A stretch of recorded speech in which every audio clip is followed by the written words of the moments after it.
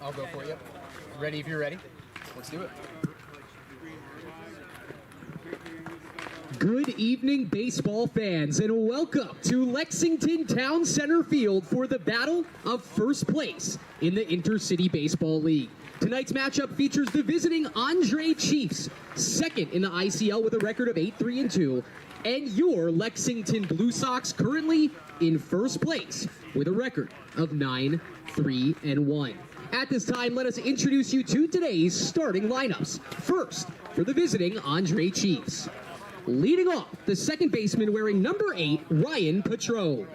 Batting second, the designated hitter, number 1, Nolan Lopes. Batting third and catching, number 25, Byron Woodman. Batting cleanup, starting in right field, number 52, Ryan Moreshi. Batting fifth, the third baseman, number 43, Roberts Galvis. Batting sixth, starting at first base, number 19, Mike McCarthy. Batting seventh, the shortstop, number 41, Rowan Ostman. Batting eighth, starting in left field, number 77, Liam Powers. And batting ninth, the center fielder, number 98, Nick Valderio. On the mound for the Chiefs, number 14, Matt Doherty. The Chiefs are led by manager Anthony Perry. And the starting lineup for your defending ICL champion Lexington Blue Sox. Leading off, the center fielder, number 14, Jack Pasiak. Batting second, at second base, number 8, Frank Landero. Batting third, the third baseman, number 27, Luis Atiles. Batting fourth, starting a designated hitter, number 25, it's Jules Julian Alvarez. Batting fifth, starting at first base, number 41, Pat Casserly. Batting sixth, your starting catcher, number 26, Craig Corliss. Batting seventh, starting at shortstop, number 2, Anderson Jimenez. Batting eighth, the right fielder, number 33, Nick Anderson. Batting 10th, the extra hitter, batting ninth, the extra hitter, number 10, Dylan Walsh. And batting 10th in left field, number 37, Logan Auer. Starting on the mound for Lexington, the right-hander, number 28, Matt Draper. And the Blue Sox are led by manager Rick DeAngelis. Fans, we thank you for coming out to Town Center Field tonight. We ask that you enjoy tonight's game under all tenets of good sportsmanship. We defer to the umpiring crew for any decisions regarding ejections, and remember, their decisions are final. Thank you, enjoy the game, and without further ado, let's play ball.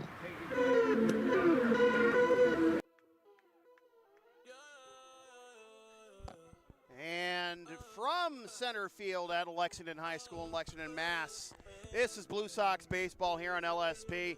Tonight, battle for first place in the ICL between the longtime rivals, the Andre Chiefs, entering play at 8-3-2, and the Lexington Blue Sox at 9-3-1. Good evening, everybody. Sam Field alongside Chris Del Sordo, ready to bring you the play-by-play story. Just has that big game feel, doesn't it, Chris? I mean, the day of baseball game these two played a couple weeks ago, it was a great game, but it didn't really feel like either team was truly at full strength.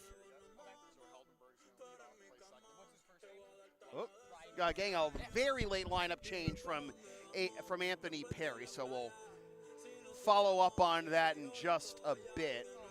But yeah, so it was a good game, but it also didn't feel like either team was like truly at full power. This one truly feels like a big game between longtime rivals at full power. You should have a very good game, not only between two teams at the top of the standings, but you'll be on the lookout for two players at the top of the ICL batting championship race. Two players with the two most hits in the ICL in Roberts Galvis of the Chiefs and Jack Pasiak of the Blue Sox. What do you have to report to us, Chris? All right, so a lot of moving parts here. Ryan Patron will get here ultimately. He's not here yet. So Ryan Heldenberg is going to take his spot in the leadoff, and then whenever Patron gets here, he will be back in the number 1 spot in the lineup. Okay, fair enough. All right, so Ryan Heldenberg is going to lead things off against Matt Draper for the Blue Sox. Again, big game feel so often is between the Blue Sox and the Chiefs. For a sleepy Tuesday night, this is as big game of a feel as you're going to get here. Leading off for the Chiefs in the second base spot, number 60, Ryan Heldenberg. So Heldenberg will get the start in place of Patron. Heldenberg playing in his 6th game of the year. He has not recorded an official AB this year, but has scored a run and drawn a walk. And he swings and misses for the first pitch at 8:06, a strike. And we are underway. Such a big game feel, Sam, that you knew that we were going to get started a couple minutes late today. Fastball on the outside corner, and quickly ahead of Heldenberg is Matt Draper. 0-2. Drapes is making his 5th appearance of the season. Let's go. Good morning, good afternoon, and good night, Ryan Heldenberg for out number 1. Now batting for Andre, the designated hitter. Number 1, Nolan Lopes. Drapes, again, makes his 5th appearance of the season. He's 3-0-1 with a 1.59 ERA in 22 innings. He's allowed 12 hits, 7 runs, 5 which are earned, walked 11, and struck out now 26. And he is dialed into the strike zone to get today's game started. Isn't he, though? He's got more than a strikeout an inning, leads the club with 25 Ks. It'll be a foul the other way. We're official already, brother. Always love to get that one out of the way. Here's what I love about the state of the Blue Sox starting pitching right now. You're most likely going to get OB or Drapes, right, depending if it's a righty day or a lefty day. They both move so fast. They really get the ball, get ready, pump it in. Get the ball, it's great. And it's not like Chris Wanted is deliberate really himself. No. It's just a slightly different pace. Same with Robbie, but like with Drapes and OB, it's give me that ball as fast as possible. I'm ready. I'm ready to go. Well, right now, from 0-2 to 2-2 against Nolan Lopes. Lopes playing in his 8th game this season, a 190 batting average with 1 RBI. Pops this one up on the left side of the infield into shallow left, but AJ makes the catch. Anderson Jimenez for out number 2.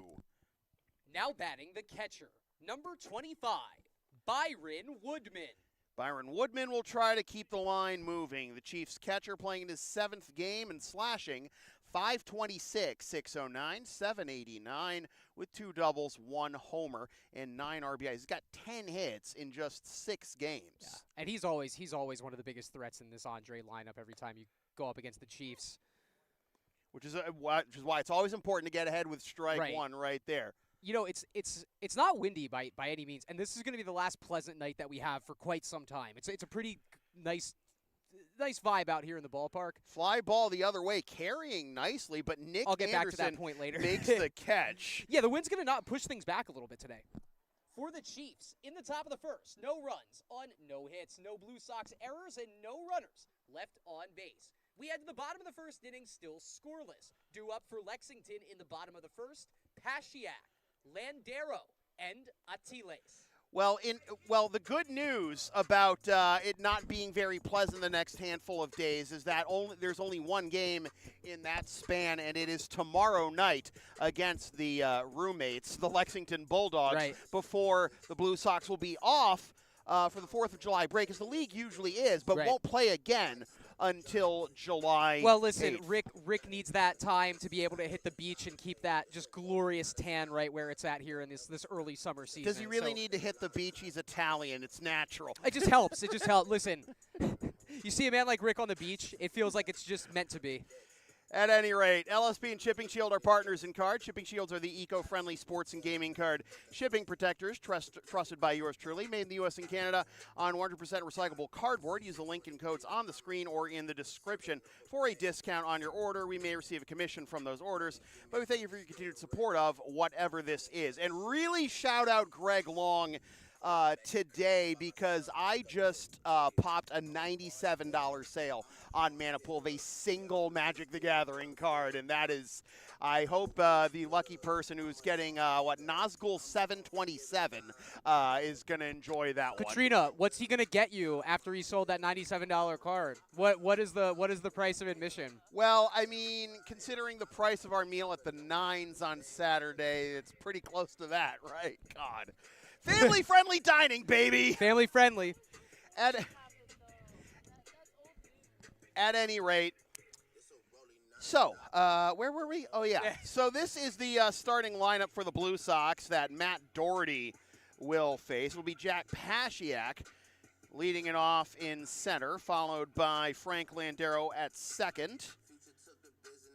Luis Atiles, your boy, at third. Everybody's boy. Julian Alvarez is the DH. Pat Casserly is at first. Craig Corliss is behind the plate. Anderson Jimenez is at short. Nick Anderson batting eighth. Oh, my God.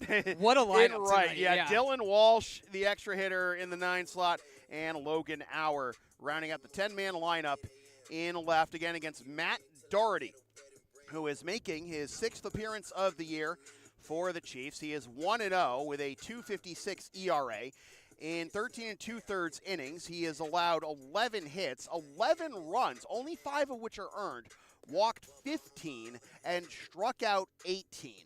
So, be patient and let him come to you if you are the Blue Sox offense. He pitched 1 inning against the Blue Sox on the day of baseball, allowed 1 hit and no runs with 1 walk and 1 strikeout. In fairness to his 15 walk total, 10 of them came in his first 2 appearances. His season high in strikeouts is 7 against the Sabres on June 3rd. His season high in innings pitched is 5 against the Bulldogs on May 26th, and what you got is only dub of the year. On the mound for the Chiefs, number 14, Matt Doherty.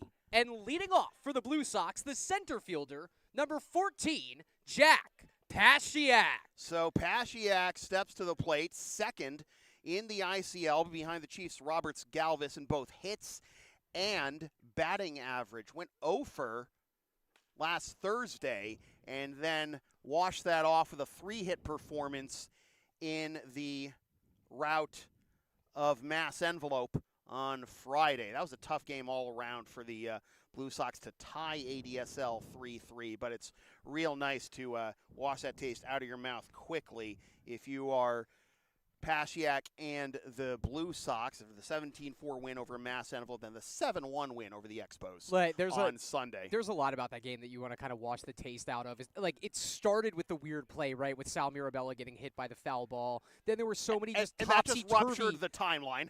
Yeah, well, there were just so many topsy-turvy moments then over the course of that. You just, you're going to get games like that over the course of a baseball season. That kind of is the essence of the sport of baseball.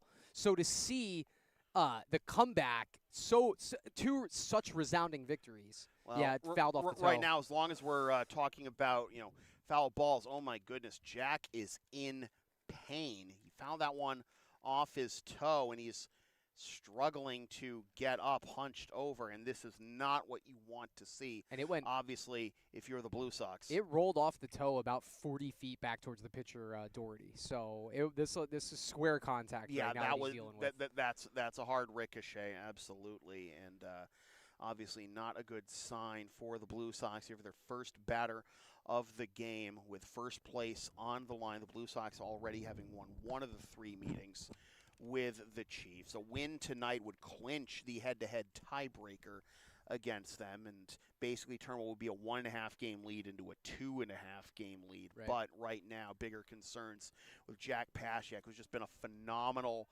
talent for the Blue Sox. You could argue that he's the hottest player in the ICL this year. I mean, he's got 19 hits in 11 games. He's gone. There's only 1 game there's 2 games one game he's played this year with no hits. Went 3 for 4 against Mass Envelope with 3 runs and an RBI. A lot of respect on display right now here because it is the first batter of the game. So I think if it's anybody else, you're going to try and move this thing along and maybe just take him out. But it's the leadoff hitter, and even Doherty sharing a laugh with Pasiak. They're trying to just make sure he's good. How do you even laugh in this situation, though, if you are the Blue Sox? Laugh at the baseball gods, right? I guess maybe that's risky business. But yeah, a guy who at the top of the lineup is slashing 500, 548, 763 with 7 steals and 10 at-bats. I just saw, I think, a drop of the rain. Yeah, I'm feeling it. Oh, no. Yep. Come on, man. Dear, do you have the Have an umbrella in your car or something? I don't think let's just call it drops of rain for the time being. Let's not accept that reality. I often say if this is going to happen, and like let it happen before the game, right? Yeah. I mean, it was spitting like briefly when I left home before to come here, and then a bit on 495. Let's see how Pasiak runs on this comebacker. He's running pretty fine. good. Yeah. It ends up being a 1-3 ground out. Thank you so much. It ends up being a 1-3 ground out, but it's a good sign to see him busting it up the line. Now batting the second baseman, number 8, Frank Landero.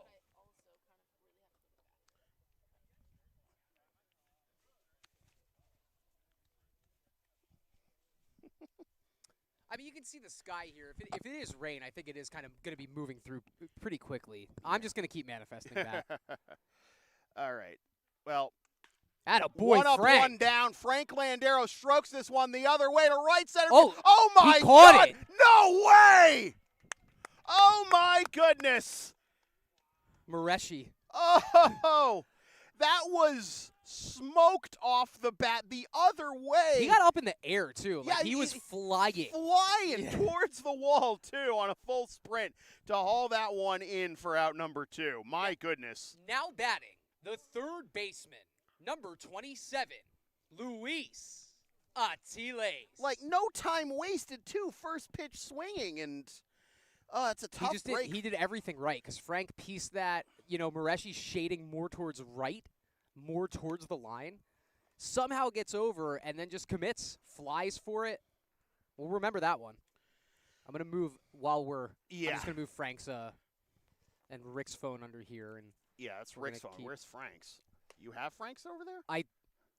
At one point, actually, hang on. All right, well, anyways. No, I just have my our 2. Never mind, we're good. All right, well, it's hitter's count here for Luis Atilés, returning to the team last week.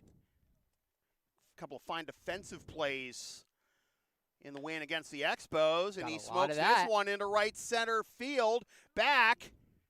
One hop the wall. One hop the wall, and that'll be a double for Atilés with 2 down. He just makes it look too easy sometimes, man. Like that was easy stroke. Hit and a it long jumped off way, the and it bat. was just yeah. like a very casual stroke, all things considered. The designated hitter, number 25, Julian Alvarez.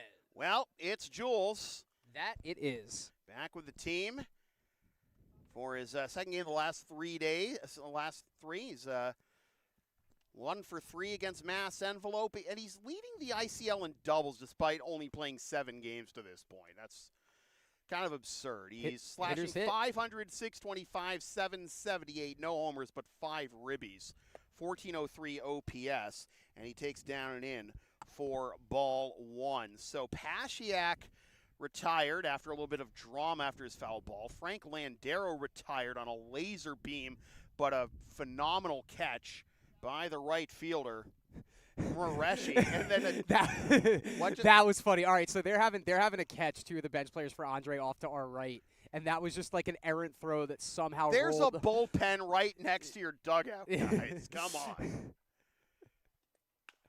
Jules grounds this one to the left. Oh, what a hurdle! Running to third Atilés, but it's not going to matter as the groundout goes 6-3 to end the inning. In the bottom of the first, no runs on 1 hit, no Chiefs errors, and 1 runner left on base. We are still scoreless as we move to the top of the second. Due up for Andre in the top of the second, Mareshi, Galvis, and McCarthy.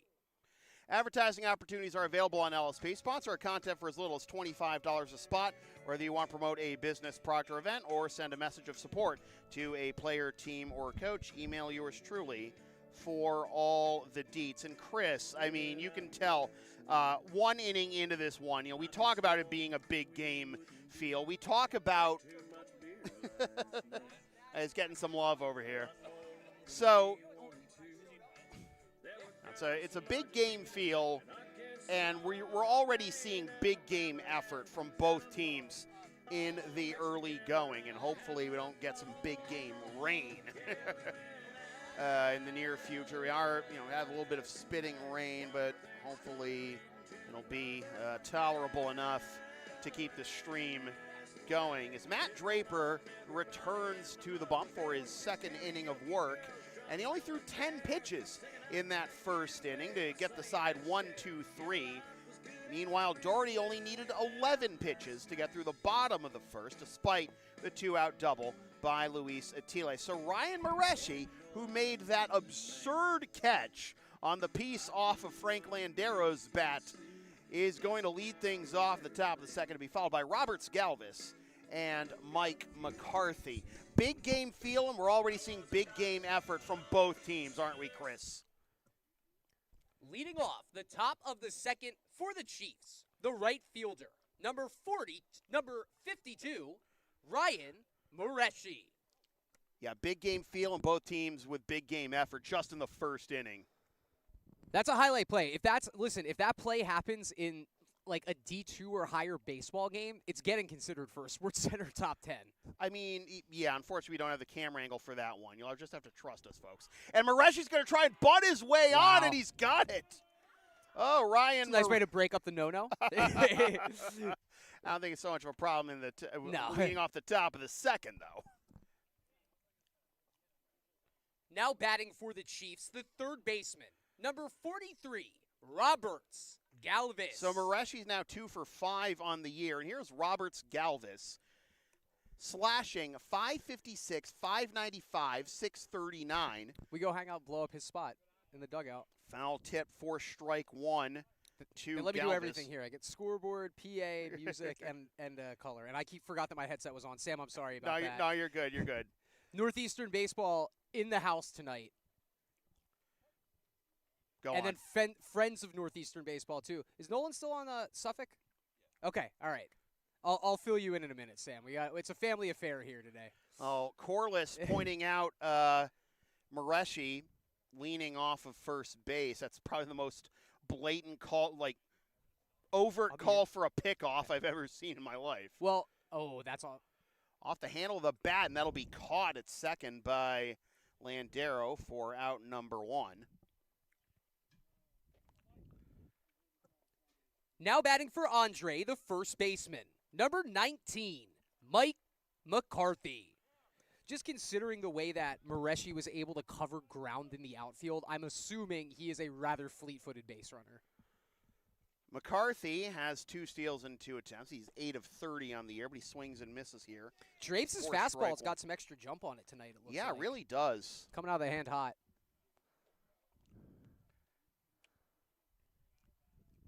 Pickoff attempt and back safely is Mareschi. McCarthy has no doubles, but 3 triples, 1 homer, and 6 ribbies. I respect that.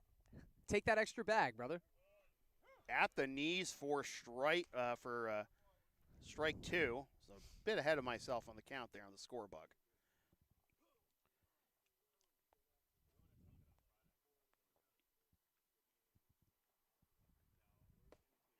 Outside It's corner, right there. strike 3 called. Good morning, good afternoon, and good night. Mike McCarthy, 2 up, 2 down on the second K of the game for Drapes. The shortstop, number 41, Rowan Ostman. Now, for what it's worth, Chris, Mareschi's not attempted a steal so far this year. But here is Rowan Ostman, the shortstop. Well, they're keeping him honest. He's 4 for 13 so far this year, and this his 7th game played, and now he's behind 0-1 on the swing and miss. So both teams with 1 hit here in the early going. Oh boy, they are really rotating the mound here on the right fielder at first base, Ryan Mareschi. All right, phenomenal catch in the bottom of the first, and clearly thinking about taking off when he can, but right now it is 0-2 to Ostman. Well, considering that the best contact that they've gotten on a Draper pitch so far has been on that bunt single, I understand it. You're going to have to maybe manufacture something tonight. He takes off, a me. swing and a foul. That fence wasn't there. I was all over that. That fence, if that fence wasn't there, we would not be here. One of us would be in a lot of trouble. Yeah. Probably the one holding the umbrella in one hand and the pen and score bug in the other. Please be kind. I'm just saying. No, I'm not talking My about hands you. are I'm not free. talking about you. I'm talking Oh, the about baseball, yeah. baseball gods. Well, that was the best contact. Yeah, I shouldn't have said anything. There's the best contact for you tonight. As a liner off. Pickle. Oh, hang on. He hang on. slipped rounding Oh, second. my goodness, and they got him. Oh, boy. So they do get the base hit off the ricochet off of Atiles' glove, but then Mareshi got a little For too Andre cute and in is the top gunned of the down second, to end no the top of the runs second. on 2 hits. No Blue Sox errors. 1 runner left on base. We'll move to the bottom of the second, still scoreless. Due up for the Blue Sox. Casserly, Corliss, and Jimenez. It is scoreless and coreless is coming up. Love that. Well done, Sam. Yeah, the LSP store is open. Get yourself one of several different designs of stickers, shirts, or other merch, including some stuff with my dog, Tina the Long Arena, on it, and some words I've probably said on this here YouTube channel over the years. Email you, no, not email. Scan the QR code to buy.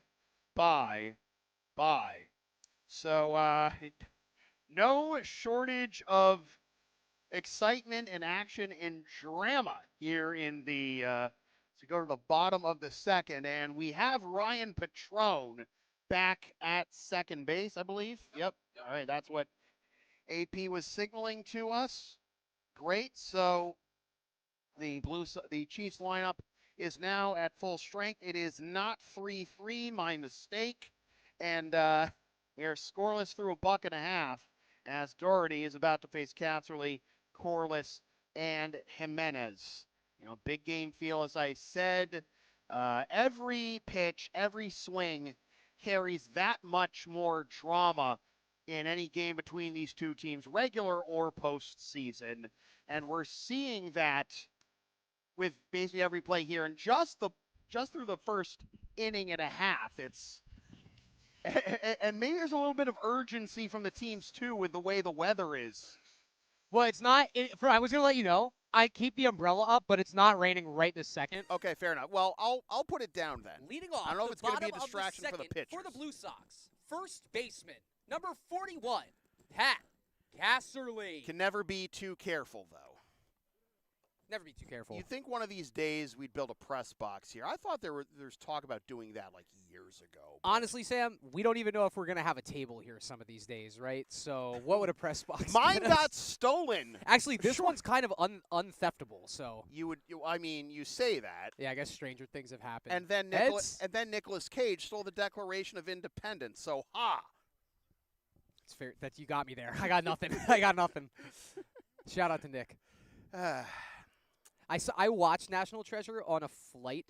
I forget where, but one of my favorite flights of all time. Just a magical, magical time up at 36,000 feet. It's Valley Forge. You press the L and the E twice. 1-2 to Pat Casserly. Cass playing his 12th game, slashing 400, 525, 667, 3 doubles, 1 triple, 1 homer, and a team high 13 ribbies. Pops this one up behind shortstop into shallow left field, and able to hold that one in is Ostman. We got some good defense on display already today. Now batting the catcher, number 26, Craig Corliss. So Corliss, in his return to the Blue Sox of the last week plus, this is his 4th game, and he's 2 for 6 with 2 runs and an RBI and also 5 walks. Patience is a virtue. And especially so against a guy like Doherty, who is behind 1-0 now. And I mentioned his walk totals at the start of the broadcast. He's allowed 15 walks in 13 2/3 innings. So just be patient. And again, Chris said, patience is a virtue, and you can try and. Which is funny because the first 3 hitters in the Blue Sox lineup all swung first pitch. Yeah, I know, right? But scouting reports vary, approaches vary game to game. 3-0 to Corliss, who's making his 2nd start behind the plate. His first one was Friday against Mass Envelope. Man, six hits, 6 walks. 2 hits. Pardon me, 6 walks And two six for, in and 6 2 for ABs. I 6. got you. Okay, that's what I meant. Now batting for the Blue Sox, the shortstop, number 2, Anderson Jimenez. You obviously can't count on getting these kinds of numbers every game, but the Blue Sox, in each of their last 2 games, have drawn double-digit walks. There's their first one tonight with Corliss at first for Anderson Jimenez. In there for a strike. It's good action from a left-handed pitcher right there, especially if it's going to be the first pitch you see of an at-bat. Having that ball kind of start in on your hands and run back over the plate, that's tough to then adjust with as that AB progresses. And as such, Jimenez is Sorry, behind sorry, 0-2. AJ. My bad. Jimenez slashing 293, 341, 366 with 3 doubles and 4 ribbies. Hey. Floats this one down the left field line. That is a base hit. Corliss will hold at second as the Blue Sox pick up their second hit of the ball game on an 0-2 pitch, no less. Yeah, when you have a lineup like this tonight, especially with a player that's about to come up and hit, it's just any spot of it. It's dangerous. Like that 6-7-8 feels like 3-4-5. The right fielder, number 33, Nick Anderson. Is he like the only lefty in the lineup? Well, you are so far- going lefty on lefty tonight, right? So Dylan Walsh right behind him. Oh, yeah. Yeah. And Logan. So you're 8, 9, and 10. Yeah. I mean, that can be tough for a left-handed pitcher. Like, usually the strategy in lineup construction is to spread out the, where lefties and righties are. I think Logan might be a switch hitter. I'm not sure about that. Let me Let's check check the that, yeah. roster. No, our is listed as a left-handed lefty, batter. okay. We have no switch hitter. No, Max Pavlik is a switch hitter, but he's the only one in the lineup as Anderson is now behind 1 and 2. And Nick, playing his 6th game, he's only got 2 hits and 14 ABs though. Struck out 11 times. He's due. Able to lay that one off, 2-2. That's a tough take because that ball, it wasn't at the same spot as the previous pitch, but it was really, really close. I mean, like your 2-inch difference on the plate, off the plate, tough take, good take.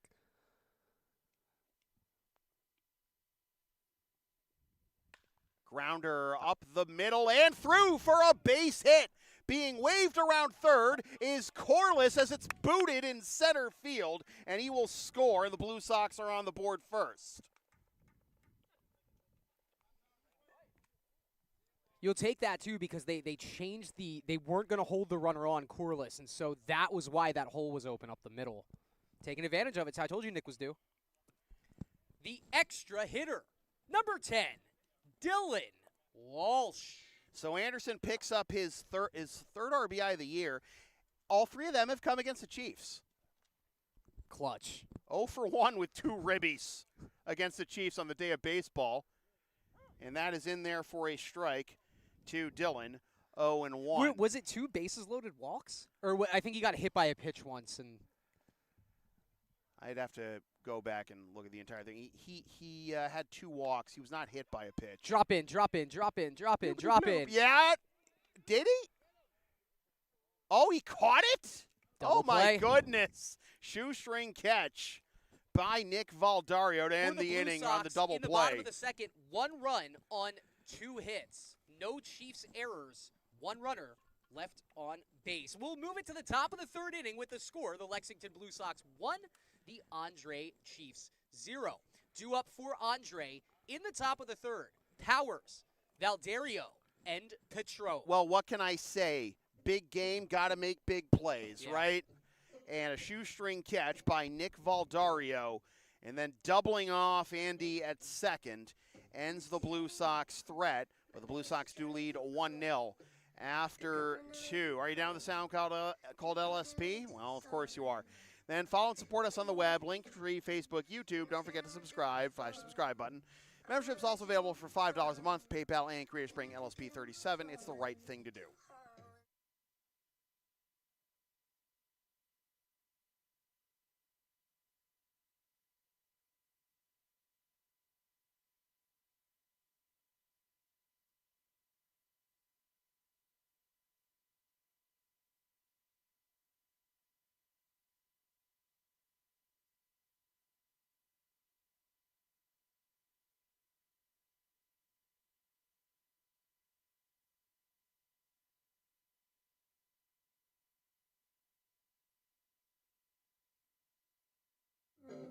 And we go to the top of the third, where it'll be 8, 9, and 1. Due up for the Chiefs, Liam Powers, Nick Valdario, and Ryan Petrone. So Valdario makes a fine catch in the bottom of the second, and he'll bat second in the top of the third. Ryan Mareshi throwing in a fine catch in the bottom of the first, led off the second with a bunt single, but ended up getting gunned down on the aggressive turn, slipped around second base. That ended the inning. So both halves of the second ending on outs on the bases. Grounder up the middle, and for the second consecutive inning, a leadoff single for the Chiefs. Liam Powers with a more conventional one here. The center fielder, number 98, Nick Valdario. Not surprising, but I guess peculiar. You go 1, 2, 3 in the top of this vaunted lineup, and then it's the bottom half of the order actually putting bat to ball here against Drapes. Well, the Blue Sox this year, and really the last couple of years, it's really weird as Valdario smokes this one into right center field, but is run down nicely by Anderson for out number 1. It really is weird how over the last couple of years, the Blue Sox really struggled with the bottom of the lineup of their opponents. Yeah, no, it's not lost on me. And let's see what Petrone's got here for his first AB. The second baseman, number 8, Ryan Petrone. So Petrone was originally in the starting lineup, was running late, It's and funny, now he showed up about 20 seconds after the Heldenberg at bat too. He was right behind us. Yeah. So Petrone getting his first plate appearance here. He's slashing 320, 469, 360 with 1 double and 1 RBI and 7 walks. He's ahead in the count of Draper, 1-0.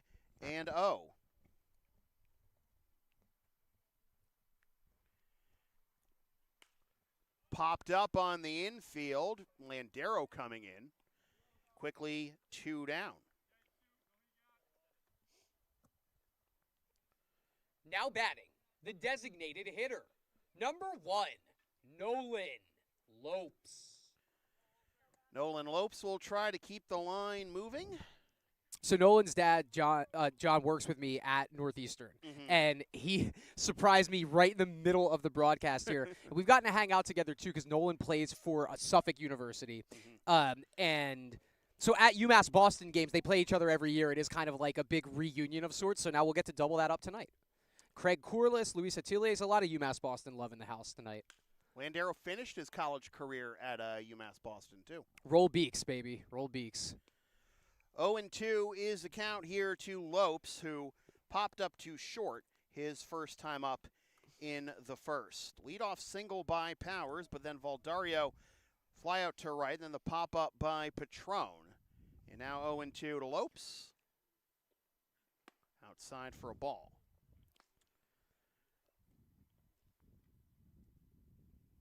One nothing is our score. Blue Sox in front. RBI single by Nick Anderson brings home Craig Corliss in the bottom of the second. Fly ball the other way towards foul territory and left, but drops, and we'll do it again at 1-2. Good hustle there by Logan Hour, though. This might be the most athletic defensive outfield you're going to get for the Blue Sox. With Pasiak in the ground, he can cover in center, and then the corners being covered by Anderson and Auer. I don't foresee a lot of balls dropping. And to think that, you say that, and Talon Rossbro isn't even in the lineup. He and his cannon. Was like his howitzer. Good Lord. There it is. No, it is not there. It Sorry, is just outside. Chris, what are you doing, man? How many broadcaster jinxes is that? I got 3 already. Three in the bottom of the third's too many. 3 strikes and you're out. Sorry, baseball gods. We'll just do it again right here. Well, now we're not. Come on. I mean, could have been worse. That was very close to that car parked on Merritt.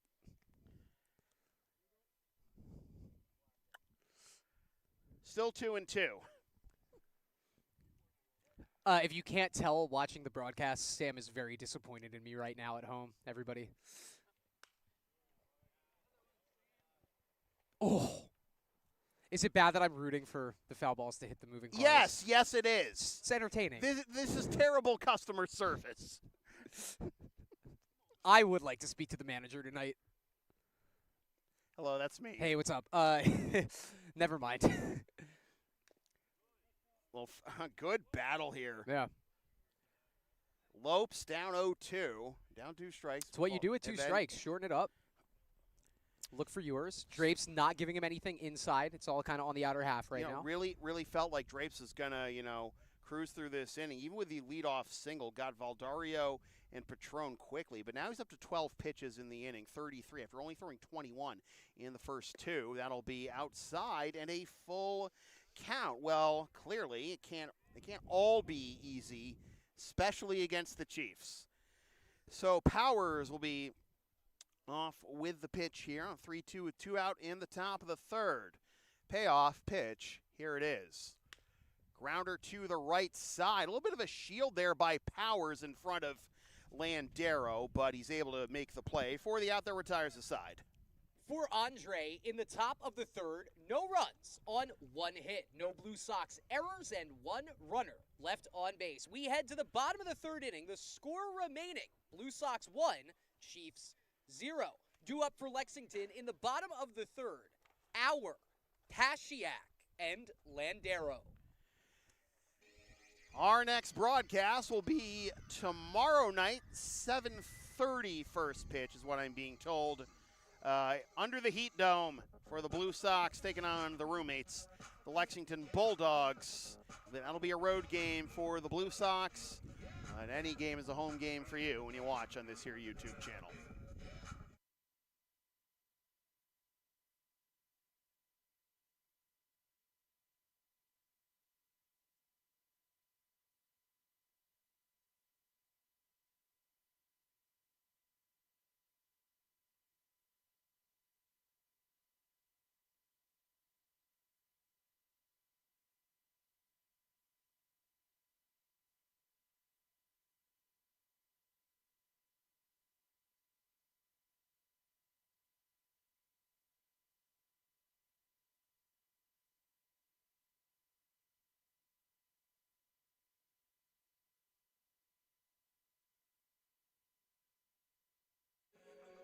Chris's music choice while he fiddles with the scoreboard controller makes me feel like he's, using a synthesizer, Yeah.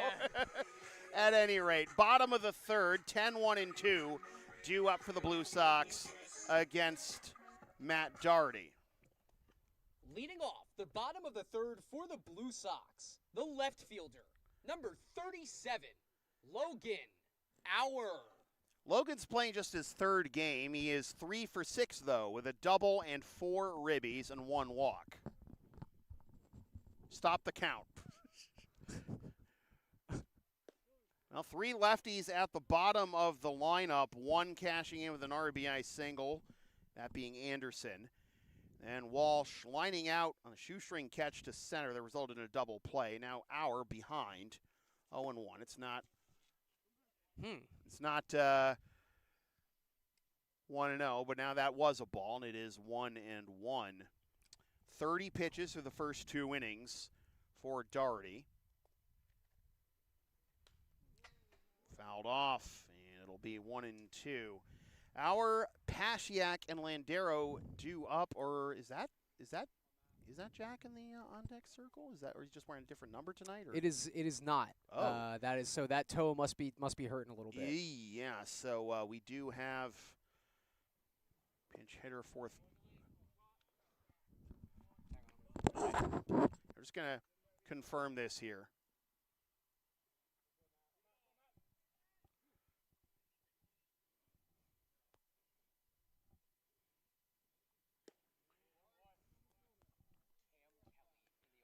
Gotcha. So it's Cam Kelly in the on-deck circle for the Blue Sox as Pasiak's night is done.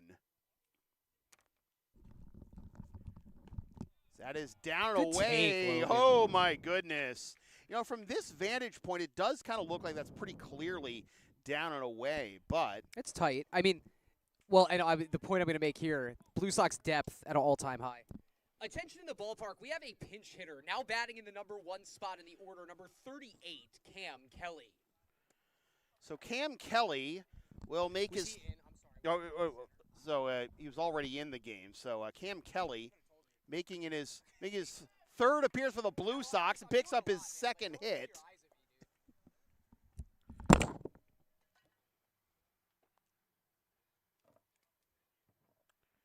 First pitch swinging, Kelly is aboard with the base hit. Now batting the second baseman, number 8, Frank Landero.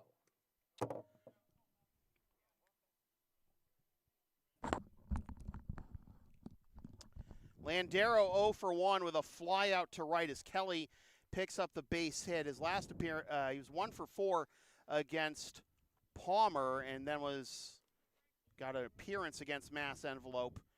Did not had a sac fly and an RBI. As that is in there for a strike. 0-1.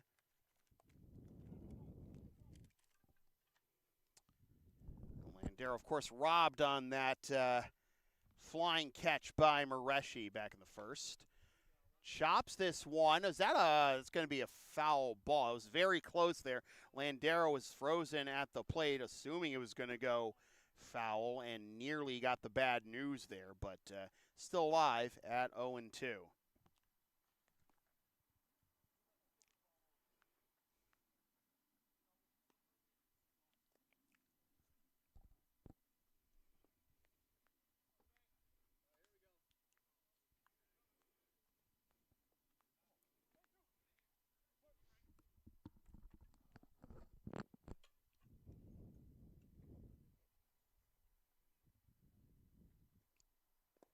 Downstairs, and throw down to third is not in time. Ooh. Great read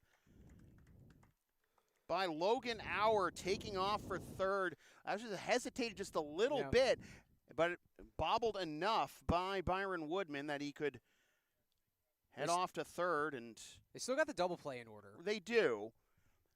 But now runner 90 feet away for the Blue Sox. So Cam Kelly's in right field, and now Nick's now in center field. Yeah, all right, gotcha. All right, fair enough. And Nick manning center field for much of his Blue Sox career, getting the start in right. But then after Pasiak fouled that one off his toe in the first inning, still put in a good effort, hustling up the line.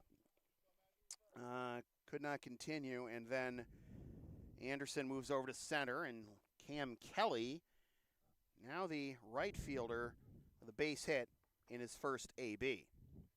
So both leadoff hitters go 0 for 1 and then are replaced.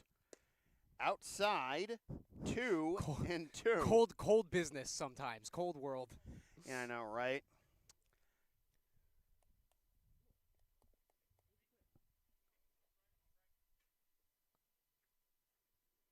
Landero grounds. Oh my goodness!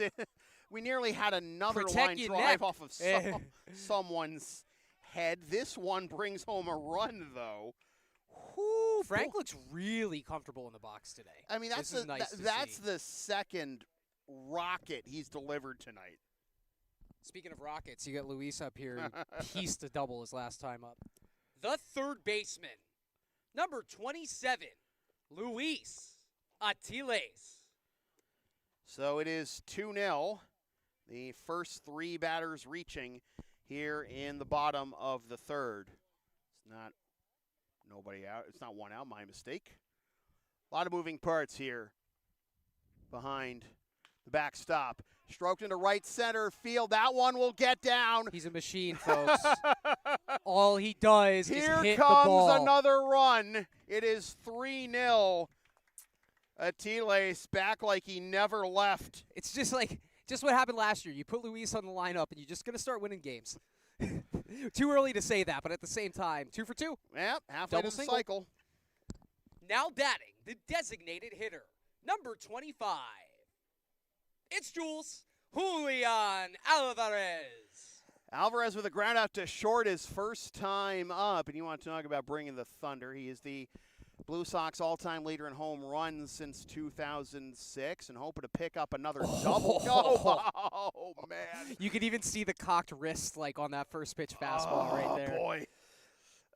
Just a bit too late there. He's behind 0-1. Hot night, cool breeze blowing out. It's hitting weather for sure. Pops this one up. No one's there. Oh, Bermuda Triangle situation, and he caught it, reaching out with the backhand, but it's going to be a sacrifice fly in the end. That's really heads-up base running right there by Cam Kelly. Or no, pardon me, by Frank. Yeah. I when you see a ball like that, I think the last thing you're going to think of is, well, hey, I'll hold this and I might be able to score because that ball's only about 180 feet from home plate. But he read the momentum, and that's a perfect play. The first baseman, number 41, Pat Casserly. It's 4-0, and that was just now the first out of the inning. And it's still a productive one. Here's Cass. Have to think all these right-handed hitters, licking their chops right now. Swing and a miss, though, by Cass, and it is 0-1. So Jules drives home Landero on the sac fly. Atiles brings home Kelly on the base hit.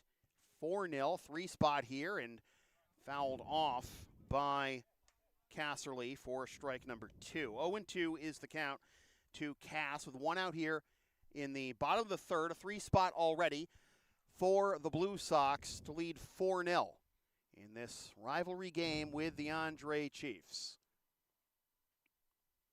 Bouncing off of first is Atiles, and that runs too far inside. That'll be ball 1. Mention that Alvarez, well, he at least had the ICL lead in doubles. He's been passed by Luke Mealy of the Mad Dogs. Attaboy, Pat. Skies this one into center field, and that'll be caught for out number 2. Forgot Nick Valderio was out there. That's, yeah. That guy covers ground in he the really outfield. does. Now batting for the Blue Sox, the catcher, number 26, Craig Corliss. Well, you got athleticism on both defenses here in this one. I've seen some fantastic plays, but in particular by the Chiefs outfield tonight. We've already seen a couple by Valdario and a couple by Mareshi, as that misses down and in for ball 1 to Craig Corliss. The pace that Craig's at, I don't think he's going to take the bat off his shoulders until maybe the 6th inning at this point. 4-pitch walk his first time up, then came around to score the game's first run on Anderson's RBI single. See? Now, so if I have this right, because I got these numbers wrong his last time up here, he's 2 for 6 with 7 walks now? He is 2 for 6 with now 6 walks. With 6, that's awesome. Yeah. As many walks as ABs. Smokes this one down the left field line towards the corner. The old sleight of hand. Atiles will be held at third. Corliss into second with a double. Well, he took the bat off his shoulders that time, didn't he? There we go. Yeah. You're wrong again, Ernie. The 2-0 green light. The hitter's best friend. Come on, Anderson. Keep it going, baby. Now batting the shortstop. Number 2, Anderson Jimenez. Jimenez with a base hit his first time up. And hoping to bring in 1 run or maybe even 2. The Blue Sox have 4 hits in the inning, plus the leadoff walk by Auer and the sac fly by Jules. 2 down here in the bottom of the third, 4-0 Blue Sox. Zipped outside for ball 1. You really want to get Andy here if you are Doherty, because that way, if you have to face Nick Anderson with the 3 lefties at the bottom, you can at least face him with the bases empty. Right.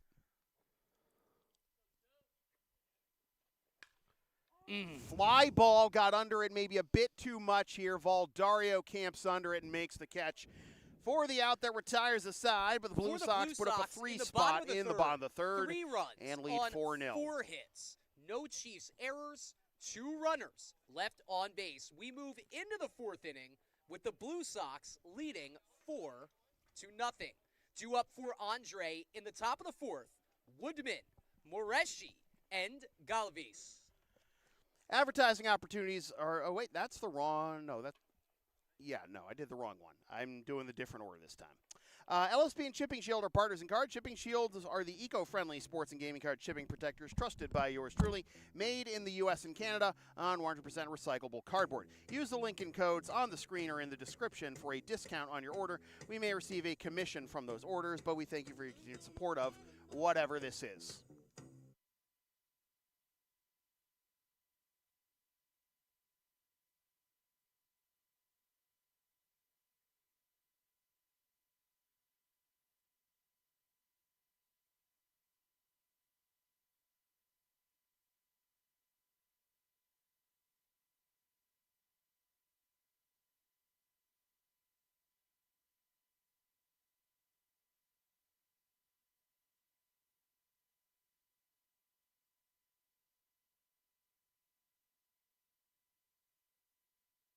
We go to the top of the fourth, and Matt Draper back out there for his fourth inning of work, staked to a 4-0 lead.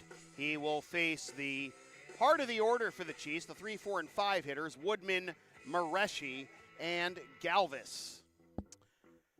Drapes is at 35 pitches through the first 3 innings. Meanwhile, Doherty threw 30 through the first 2 and threw 24 in the third. So good pace here from Draper, and falling behind a bit on bullets is Doherty, and the Blue Sox using that to their advantage, leading 4-0.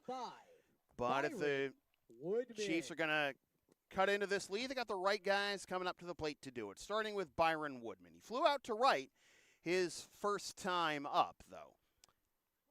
No runs on 3 hits with 2 left for the Chiefs. 4 runs on 1, 2, 3, 4, 5, 6, 7 hits, and 4 left for the Blue Sox. 0-1 is a count to the Chiefs catcher. Righty on righty here, as that just misses outside for a ball, and it is 1-1. So the Blue Sox right-handed hitters really taking it to the left-handed starter, Matt Doherty. It's not like Doherty has exactly breezed through the bottom 3 lefties in the lineup. Anderson's already got an RBI single. Now he's got a walk and a run scored. Forgot I wasn't wearing my headset. just like the olden days. Check swing appeal, and it is no swing, so it is 2 and 2 from Draper to Woodman.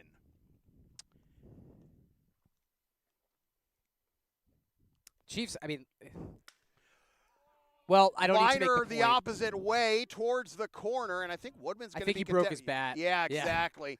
Didn't travel nearly as far as it might have sounded off the bat because he broke it, and he'll be content with a leadoff single. The right fielder, number 52, Ryan Moreshi. So Moreshi, who's made a couple of insane defensive plays and has a bunt single, will step to the plate. So the Chiefs have had the leadoff man aboard in each of the last 3 innings now, but still no runs to show for it. Let's see what Moreshi can do to help the cause. He will take a ball, and it is 1-0.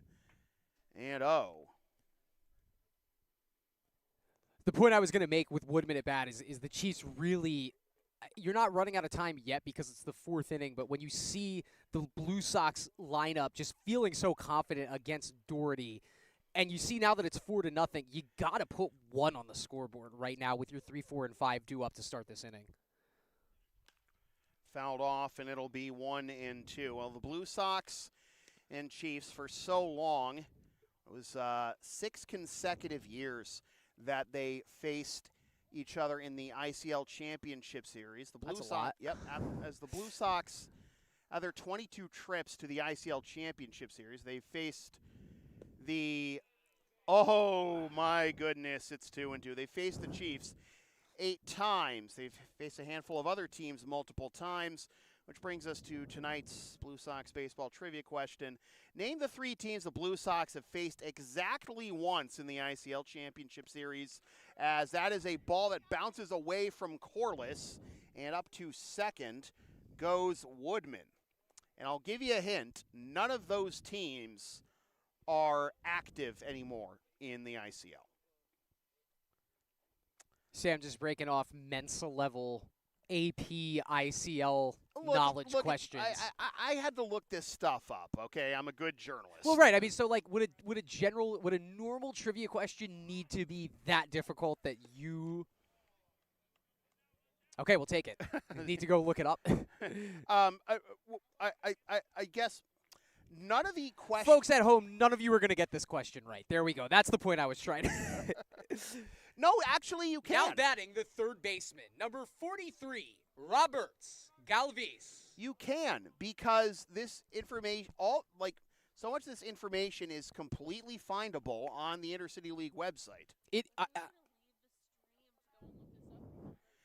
not going to leave. They don't have to close it. They can have it open in another tab. Control T. That would be Command T. Control N2 for their new window if you really had to. 1-0 is the count to Roberts Galvis, who popped up to second.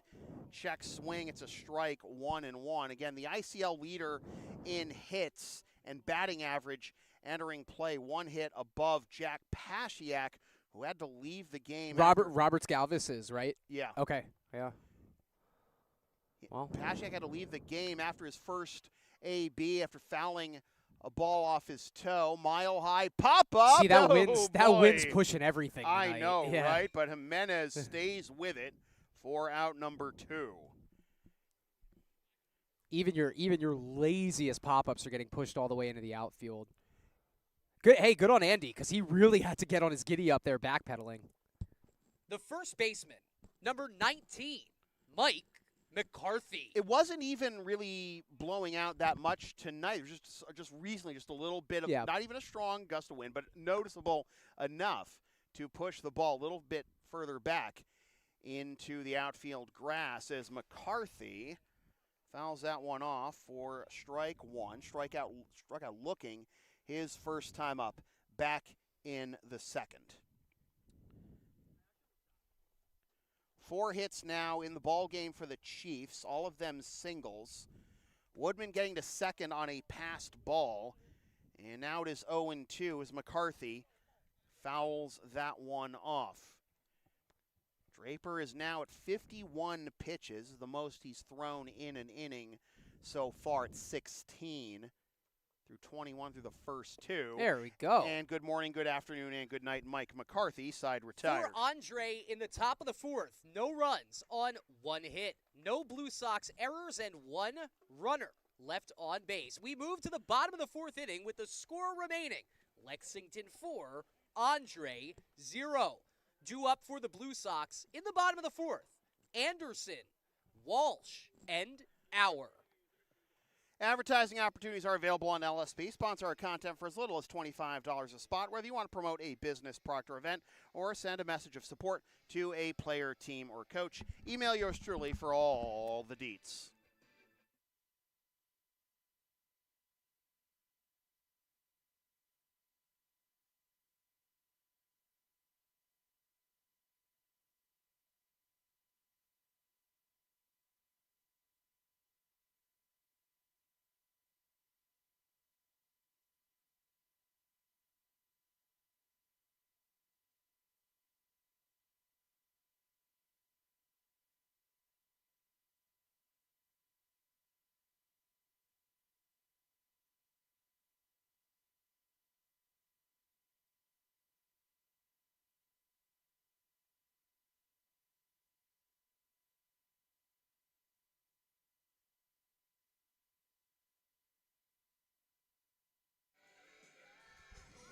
Doherty back out there for his 4th inning of work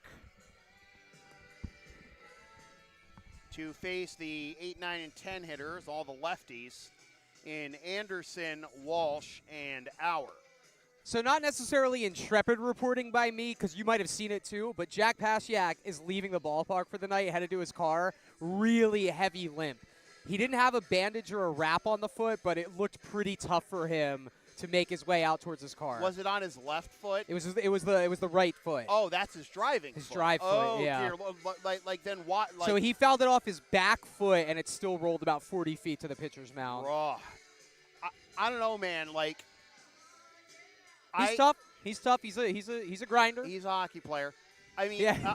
look, I once drove from Waltham to Hartford, Connecticut for a Magic tournament on a very freshly sprained ankle. To be continued. Yeah, I know, right? Leading off the bottom of the fourth, the center fielder, number 33, Nick Anderson. It's called the love of the game, sweetie. Look it up. No, yes. Sam's got it. That's for sure. Whatever it is, he's got it. Doesn't mean it's necessarily anything good. Well, but whatever it is. Whatever it is. No, I've tanked a couple of long drives in my day. I for the folks at home, I'm from the Philadelphia area. I went to school in Tennessee, so there were a lot of like 9.5 hour drives that I was just doing because you're young and fearless. Your feet, that's the first thing I feel like that get affected, honestly. The hot foot, the driving hot foot, if you do have a swell, you're not going to be able to get up. So let's hope that Jack does not have a long drive in front of him tonight. I'll be back tomorrow. 0-2 to Nick Anderson, and good morning, good afternoon, and good night, Nick Anderson. The pitch is called strike two. May have looked a little bit outside, but I'm sure extra hitter, Darty and the Chiefs number 10, Dylan will take Walsh. whatever breaks they can get at this juncture. That's actually Darty's first strikeout tonight. Here's Walsh, who flew out to center his first time up. And that was the fly ball that led to the doubling off of Andy at second base.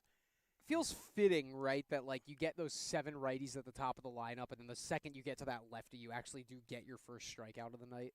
Well, in fairness, Anderson did pick up a base Right. hit. Oh, that is just fitting. look. All right, you're seeing the same thing I'm seeing, and I'm going to say it a little bit quieter. The strike zone all of a sudden is getting bigger again. It was contracting comparison to what it was in the first inning, and now we're like stretching it back out a little bit. Well, that's why we're back here, isn't it? Yes. Well, let's see if the wind comes into play here, but no, it does not, as Ostman avoids disaster with his second baseman Patron closing in, two down. If that would have been bad, it would have been really bad. Yeah, and you would think that. Because you could hear Patron calling for it, and Ostman did not give up his line.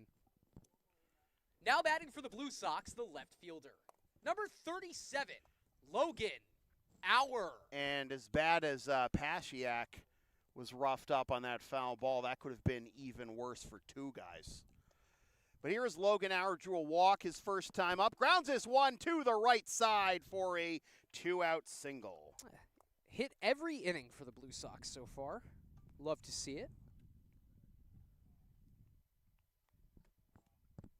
Lineup turns over for Cam Kelly. Now batting for the Blue Sox, the right fielder, number 38, Cam Kelly. Kelly was thrust into action after Pasiak had to sub out, and promptly in his first at-bat singled and scored. Let's see what he's got for an encore here. Well, he'll have to watch that one go outside and to the backstop, and Auer gets into scoring position on the wild pitch. Oh, have a runner in scoring position now to do something in the second at bat. Love seeing only the bottom of the fourth, and the Blue Sox are already in their third trip around the batting order, with a 10-man lineup. Yeah, which we've discussed before can be a challenge in this day and age of looking at batting averages each time through the lineup, and that's that many fewer at bats to calculate with a 10-man lineup. But Auer keeping the inning alive with the base hit, and now that turns that lineup over to the 7 righties. You got a big right-handed pitcher getting loose to our right here in Oliver Collette. So maybe Coach Perry thinking, all right, listen, these righties are seeing the ball pretty well off Doherty, and maybe I don't want to give them all that third trip through the lineup. So this might be the last half inning of work here for Matt Doherty. 1-2 is the count to Cam Kelly in his second AB. And he swings and misses for the out. That retires the side. For the Blue Sox, in the bottom of the fourth, no runs on 1 hit. No Andre errors, 1 runner left on base. We move to the top of the 5th inning. The score remaining, Lexington 4, Andre 0. Due up for the Chiefs in the top of the 5th, Ostman, Powers, and Valderio. The LSP store is open. Get yourself one of several different designs of stickers, shirts, or other merch, including some stuff with my dog, Tina the Longarina, on it, and some words I've probably said on this here YouTube channel over the years. Scan the QR code now to buy.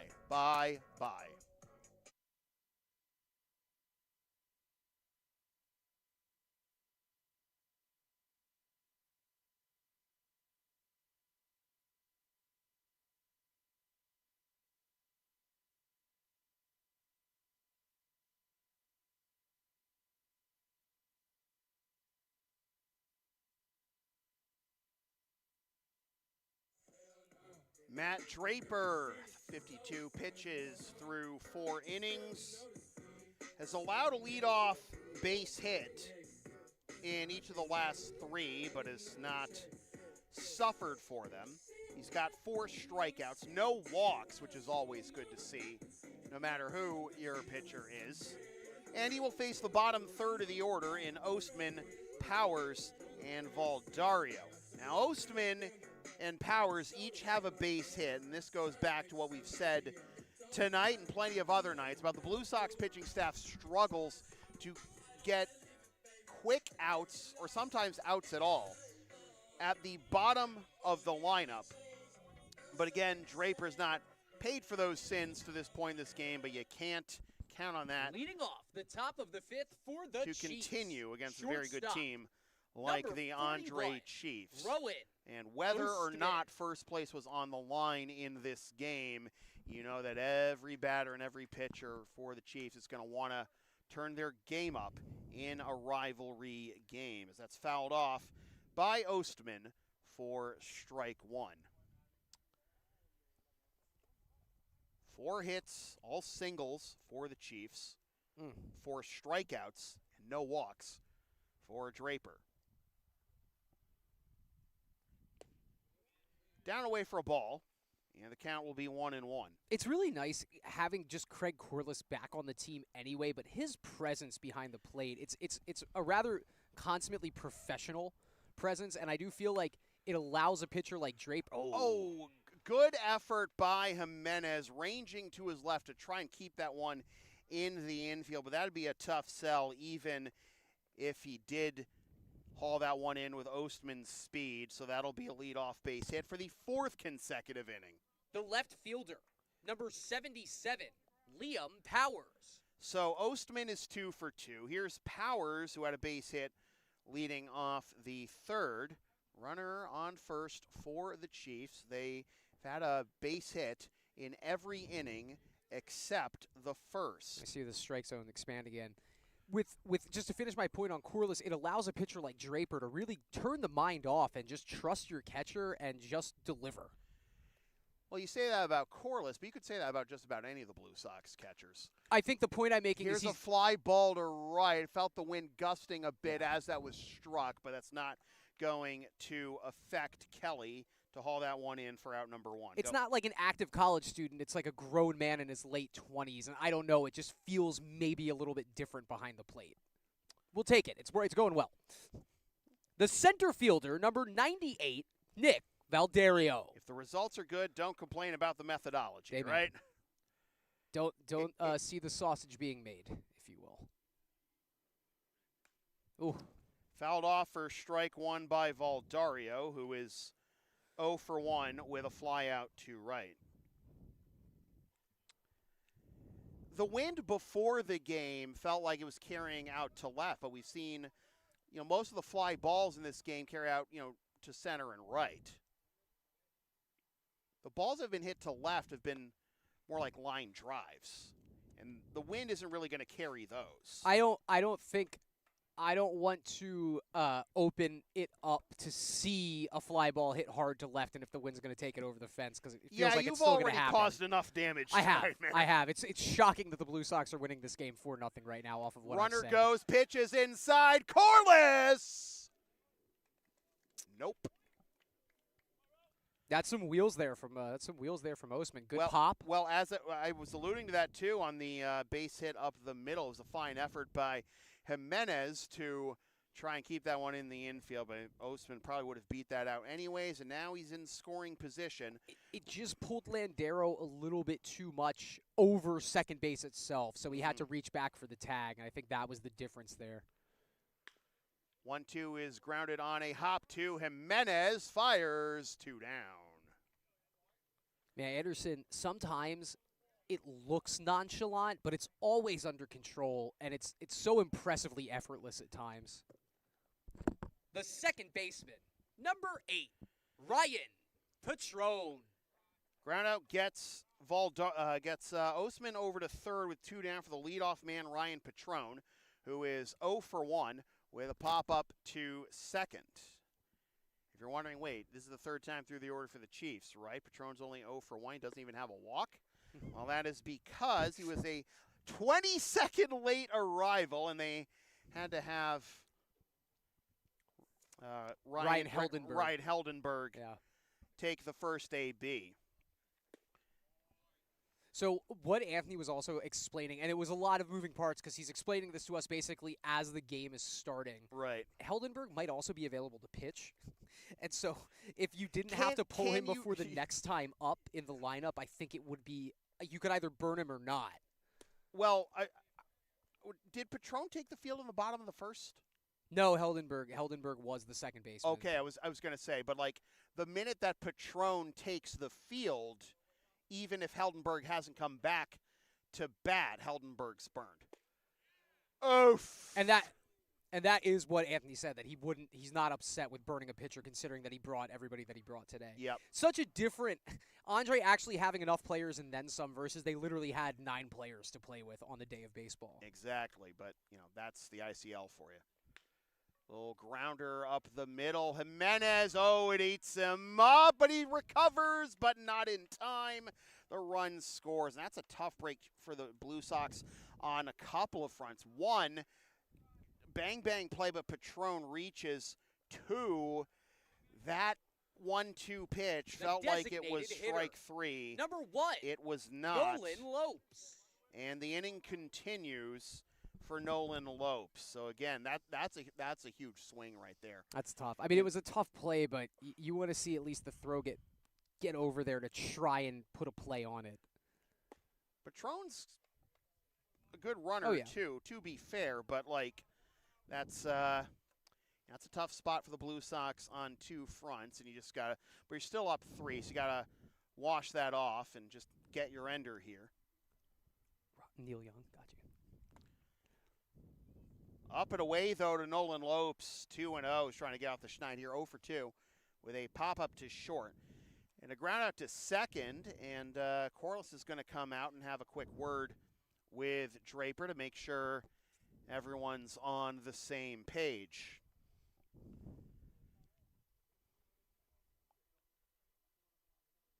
Six hits now in the game for the Chiefs. All of them singles. Hitters count for Lopes. Really want to get your ender here because the tying run is in the on-deck circle in the person of Byron Woodman. Foul tip into the mitt for strike 1.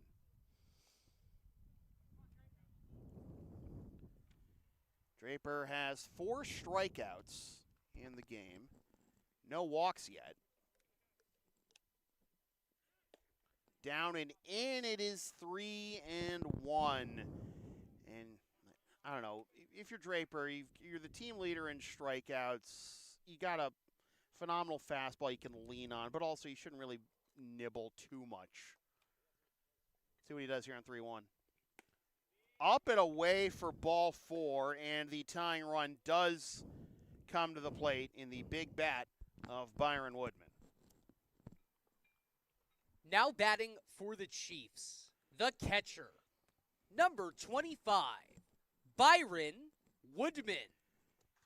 And look, it's you can't expect somebody to go across a 7-inning start without issuing a walk. So the fact that it didn't come until 4 2/3, can't be upset at that. You have a force available at first, second, and third. Things still hunky-dory right now for the Blue Sox. Woodman with a fly out to right and a single in the fourth. He's now 11 for 21 on the year. Fly ball towards the corner and right, and that nearly got run down, but it is down for extra bases. Here comes a throw to the plate, and now it goes out of play. Oh, my goodness. This might be a tie game right now. This might be. The throw to the plate went through the opening of the Blue Sox dugout. It's such a dangerous spot there. You worry that someone will get struck. And nobody was looking for it either. And Woodman is only going to be awarded third base here, it seems. It does end up being a 2-run double, and now it is a 1-run game. Oh, my goodness. You had, as you should have, you had the outfield shaded towards left for the right-handed batter, but he smoked it the other way towards the corner. That ball almost got out, too. Yeah, so that actually hit right at the meeting point of the base of the wall and the field. On the fly. And so it was a great job just from Kelly, I think, to get there as quick as he did. Now, granted, that cutoff by Landero, all right, came in a little too hot. But at least they did the work they needed to do to try and get the play at the plate. They did, and fortunate that now batting for the Woodman Chiefs, was not sent home. the right fielder, number 52, Ryan Moreshi. So where are we in the Blue Sox lineup? Right, it's 2, 3, and 4. 2, 3, and 4. Yes. All right. So you get out of this jam right here. Yeah, just hand the keys right back off to the big boys in the middle of the lineup. Well, let's see about this broken bat pop up on the infield off balance throw. It's a tie game. Chris, what are you doing, man? No. I righted my wrongs. I think there was one point where you noted that Draper hadn't delivered a walk, and then after that walk, if we're doing this game, if we're playing this game. That's baseball, baby. Well, Moreshi reaches. Woodman scores. We are back Number to where 43, we started. Roberts in this Galvis. Weird and wacky and wonderful and wild game of baseball. Battle for first. Exactly. Battle for first. I mean, it's especially critical for the Chiefs. Obviously, a win for them would give them first place outright. A win would also prevent the Blue Sox from clinching the head-to-head tiebreaker and difficulty at third base for Atiles. Man, 2 errors in 1 inning. Never feels good. So now the go-ahead run is in scoring position for Mike McCarthy. Now batting the first baseman, number 19, Mike McCarthy. Sam, I don't know if it's just the roster that came today, but you'd figure somebody would be getting loose over in the Blue Sox pen right now. Well, and I just don't know if there's anybody else here. They were trying to bunt on that one. And able to pull back is McCarthy, hoping to get on base for the first time after 2 Ks, his first 2 at-bats. Swing and a miss, 1-1. The Chiefs have tied the game with a 4 spot here in the top of the 5th. Their first extra base hit of the game coming on that opposite field double by Woodman, and then coming home to score after he advanced to third on an error on the relay throw, and then brought home by Moreshi. It's now 1-2, though, to McCarthy. Draper looks at second and comes home with it. Liner foul the other way. Draper about to hit 80 pitches. He was at 52 coming into this inning. He threw 21 through the first 2. 1-2, here it is. Swing and a miss. Corliss lost the ball, fires to first, and oh boy, nearly drilled McCarthy in the square of the back. For the Chiefs in the top But of the fifth. we are back to where we 3 runs started. on 4 hits, 2 Blue Sox errors, and 2 runners left on base. We move to the bottom of the 5th inning, all tied up at 4 apiece. Due up for the Blue Sox in the bottom of the 5th, Landero, Atiles, and Alvarez. The LSP store is open. Get yourself one of several different designs of stickers, shirts, or other merch, including some stuff. Oh, I already did that one just now. Are you down with the sound called LSP? Of course you are. The phone supports on the web, Linktree, Facebook, YouTube. Don't forget to subscribe. Buy your subscribe button. Membership is also available for $5 a month. PayPal and Creator Spring, LSP37. It tastes great on a cracker.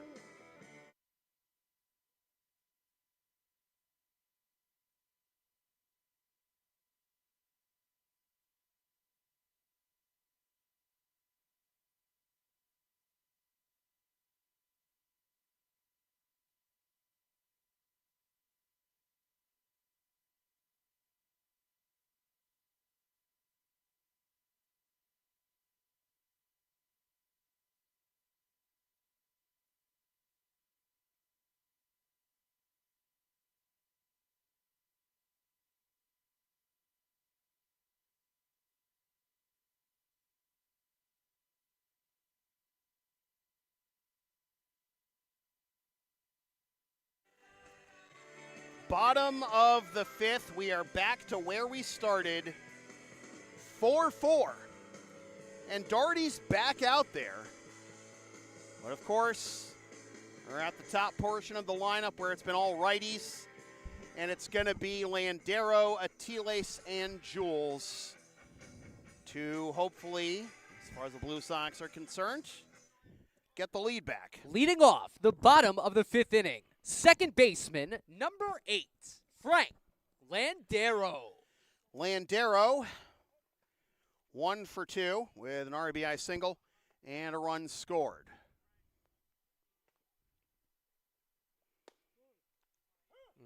Down inside corner, 4-strike 1. Got to give some credit to Matt Doherty here. It looked like he was, a pitch away from maybe getting pulled a couple of times in the past 2 innings, and he's back really peppering the strike zone again. That was one on a platter there, curveball, but sank just at the end, and it is 0-2 to Frank. And I go back to that 1-2 pitch that looked good but was called a ball. That was the butterfly effect of that top half of this inning. That would have gotten the Blue Sox out of the inning, wouldn't have? It would. I mean, it would have, but and then there were 4 other at bats after that at bat to get out of the inning. Too. And yet, yeah. Again, you it's certainly have butterfly affected everything. Gotta have a short memory as an athlete, and just able to lay off that one is Landero to even the count at 2. Collette warming in the Chiefs bullpen, no action in the Blue Sox bullpen. 2-2. Fouled Way off. to fight, Frank.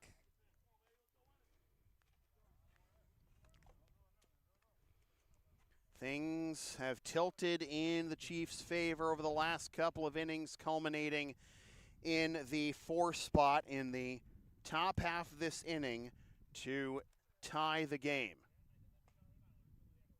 Another 2-2 to Landero is low for a ball, and from 0-2 to 3-2. Again, it's Landero, Atiles, and Alvarez duo up this inning. Grounder up the middle, and it slips out of the glove of the second baseman, Patron, and Landero reaches. And and with the wind gusting just as that ball was struck. Now batting the third baseman, number 27, Luis Atiles. Sometimes you wonder if the wind can affect ground balls, too. And Eric Ramirez has grabbed a bat, but Jules is still in the on-deck circle. And Pat's still in the hole, so this might be... It might. Maybe for like Anderson down at the 7 hole if it gets to that spot. I'm not sure. Yeah, I would imagine one of the lefties, but they still got Collette, a righty, warming. So maybe. So what we defer to Bruce on plays like this, but would you call that an error on Patron? Landero's got wheels though here. Yeah, That'll be a base hit in anyone's book. The first 2 are on, and now it's Jules. Now batting, the designated hitter, number 25, Julian Alvarez. How about Luis Atile's 3 for 3? Again, back like he never left. Dude rolls out of bed and just puts bat to ball. Alvarez with a sac fly to right his last time up, and that was only a sac fly because of an absurd play by Mareshi. He's going to try to bunt. Okay, that's a new one. Hey, again, don't question the methodology I if like it works. Yes. Jules, he's never once turned his nose up at that. No. It's never once like, no, that's not what I'm here to do. Team player. He's capable of it all. Now another one of those league-leading doubles, that'd be pretty nice right now. Well, now second in the league. Well, here's a pitch that gets down and in and to the backstop. And wait, did I miss something? Who leapfrogged Jules? It's Mealy of the Mad Dogs now. He's now at 7. You did say that. Alvarez Sorry, Luke. was at Sorry, 5. Luke. Yeah. Sorry, Luke. That guy's a great hitter too. I don't need to get him upset about anything. The Mad Dogs have always been very good offensively. It's just been the pitching that they've struggled with since joining the ICL, but did have by far their best season last year. Right now it's 7-8-1 are the Mad Dogs. Going down to try and get that one is Jules, but fouls it off. Yeah, if you're Jules, let's just serve that bad boy the other way. Yeah, Got a lot of room down that right field line. Well, that's what he tried to do in his last AB, but again, Mareshi catching up to that and then reaching behind him, too. Yeah. As well as the catch in the first inning off Landero's piece. I don't need to see any more out of Ryan Mareshi out in right field. Ryan Mareshi needs to see more out of Ryan Mareshi, I'm sure. Fly ball into left center field, back at the wall. It is off the wall. 1 run scores. Here comes another, and Jules gets to second. The throw kicked off one of the infielder's gloves. There's double number 6. Thank you, Chris. It's Jules. Yeah, it is. Yeah, it is. And it is 6-4. Now batting the first baseman, number 41, Pat Casserly. So 3 RBIs now on the night for Jules. First 3 have reached here in the inning. Blue Sox have. I thought he got under that one a little bit, and instead, no, he just smacked it. I mean, I thought it was gone off the bat. Even with getting under it a bit too much, I thought it was gone. There's a slightly deep nook in towards left center that it's more of a straight fence in right. I mean, regardless, you take the 2-run double every time. Yeah, again, he gave me what I wanted. Don't question the methodology. So are they tied again now? No, no, he's got still 6 one doubles. behind. One behind Mealy, yeah.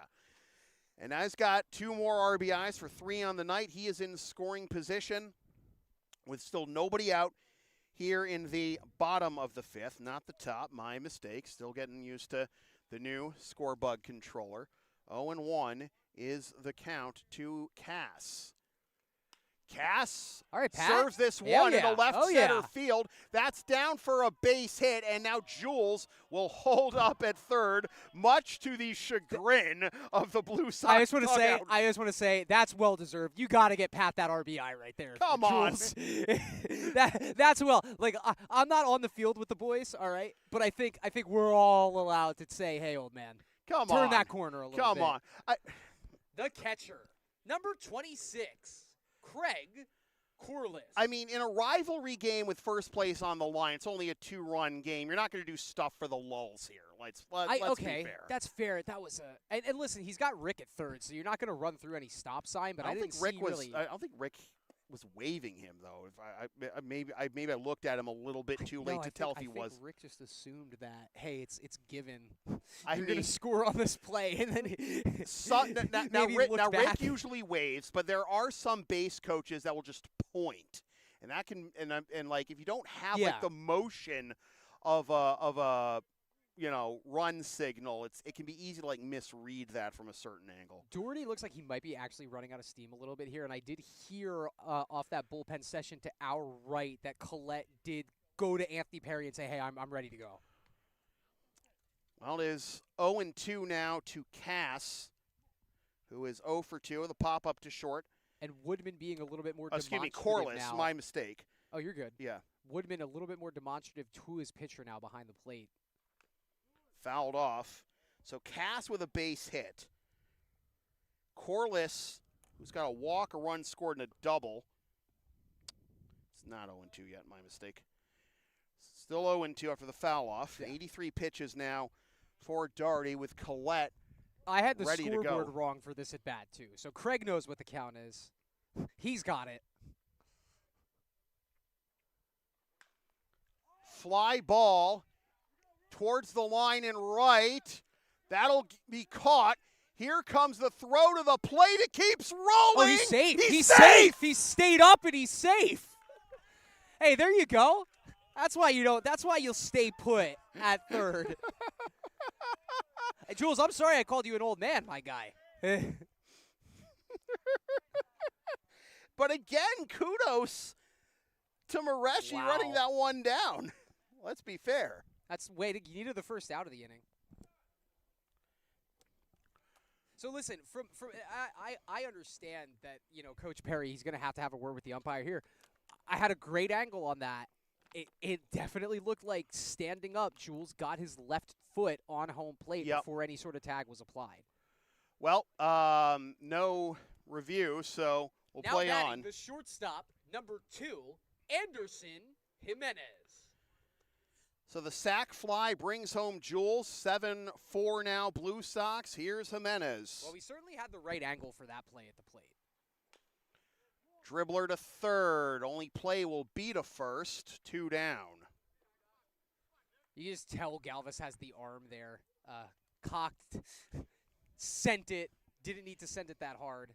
That base hit probably makes it an 8-4 game again, and you can just, answer back the 4-run half inning with one of your own. The center fielder, number 33, Nick Anderson. Well, in a perfect world. Yeah. Anderson is going to bat here. Looked like he was going to come out for Walsh, but that's going to wait.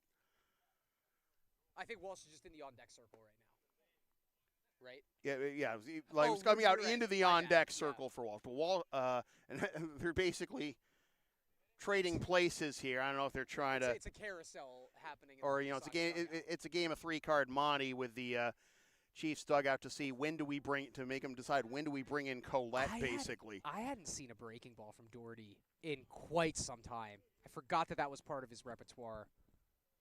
Saving it for the left-handed hitter. 1-1 is the count to Anderson. RBI single in the second. Strikeout swinging in the fourth. Down away. 2-1 as Doherty is pushing up near 90 pitches now. Anderson's one of 2 strikeout victims tonight for Doherty, the other being Kelly. Fly ball into right field. A stumble, and it is gone! A 2-run home run is first of the year for the Mando, Nick Anderson. Oh, is that what we're calling him now? Mando the Mando. All right, whatever works. You didn't hear that? You don't hear that? That's what they call him in the dugout every game. I actually didn't. Yeah. Honest to God, that's I did the not. team-issued nickname. Okay, fair enough. Skill issue on my part. 9-4. No, Sam, you're doing great. Everyone's doing great right now. And now we got Eric. Got you. Attention in the ballpark. We have a pinch hitter entering the game in the number 9 spot, number 17, Eric Ramirez. Boy. And well, here comes AP. When the right-hander was announced to come get the left-hander, Matt Doherty. So the Blue Sox with a counterpunch of all counter punches after the 4 spot to tie the game. Now they lead by 5 after the 2-piece order by Nick Anderson. I was a little worried there when Mareshi was going back, and then he slipped. He's done everything else today, I know, right? right? Yeah. rob that one back. The reputation precedes him. But we have a pitching change coming to you from LHS. Attention in the ballpark. We have a pitching change for Andre. Now pitching for the Chiefs, the right-hander, number 39, Oliver Collette. Our next broadcast tomorrow night under the Heat Dome here at LHS. The Blue Sox take on the roommates, the Lexington Bulldogs. I've been told it's a 7:30 first pitch. Originally had it at 7, but you can subscribe to this here YouTube channel and see when the official time is corrected, whatever it is. Hope to see you then. Stay cool.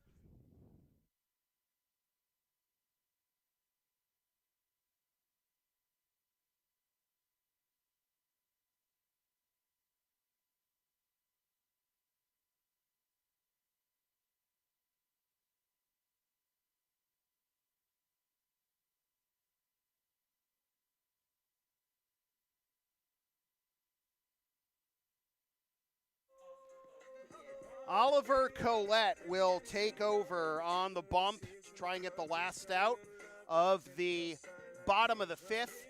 He is making his 5th appearance of the year. He is 1-0 with 2 saves and a 1.62 ERA. In 4 1/3 innings, he has allowed 2 hits, 1 earned run, walked 2, struck out 4, and surrendered 1 home run.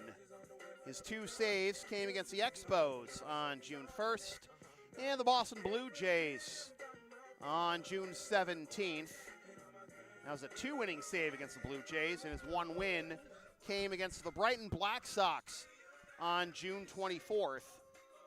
And he just needed a third of an inning to get that one. So Collette, his first assignment is a man who is never early nor Number late. 17, Eric Ramirez. He arrives precisely when he is meant to. Eric Ramirez, pinch hitting for Dylan Walsh in the number 9 slot and the EH slot. Swings at the first pitch, as Eric does. You know, to quote the timeless immortal Kesha, as it relates to Eric Ramirez, the party don't start till he walks in. Well, where the party at, right? That's Yeah, what he's playing thank just you. now. Shout out to Jagged Edge. Ramirez not happy. Not enough kids playing late 90s hip hop these days and R&B. Ramirez not happy with that curveball on the outside corner for the strike call. He's behind 0-2. And good morning, good afternoon, and good night, Eric Ramirez. Side For retired. the Blue Sox, in the bottom of the 5th, 5 runs on 3 hits, 1 Chiefs error, and 1 runner left on base. We move it to the top of the 6th inning. The Lexington Blue Sox, 9. The Andre Chiefs, 4. Due up for Andre in the top of the 6th, Oostman, Powers, and Valderio. And I'm terribly sorry you had to look at the slide for the next broadcast during that entire AB. But, you know, this a 3-pitch strikeout didn't miss a whole lot. And obviously, you know, radio broadcasts still exist, shockingly enough. Sorry, y'all. LSP and Shipping Shield are partners in card. Shipping Shields are the eco-friendly sports and gaming card shipping protectors trusted by yours truly, made in the U.S. and Canada on 100% recyclable cardboard. Use the link and codes on the screen or in the description for a discount on your order. We may receive a commission from those orders, but we thank you for your continued support of whatever this is. And this is Matt Draper going back out there for the top of the 6th after getting roughed up in the top of the 5th for the 4 runs that tied the game for the Chiefs. Obviously, the Blue Sox getting them back and then some.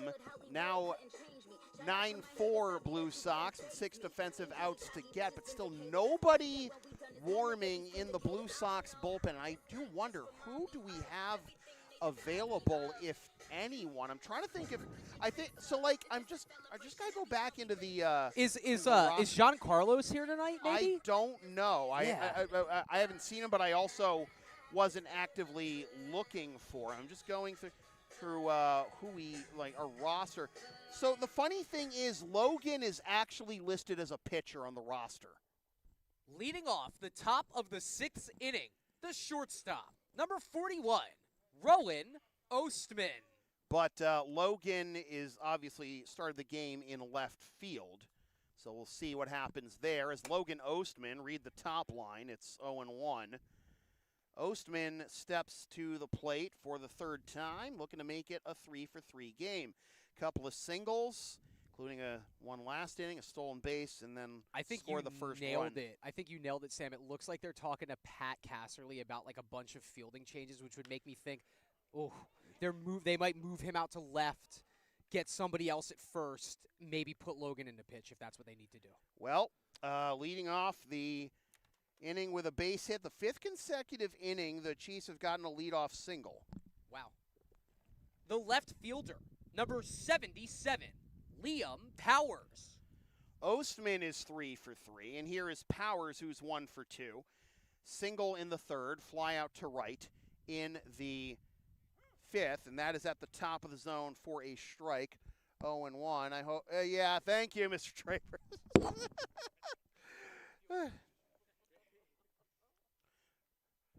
His umbrella was flying away.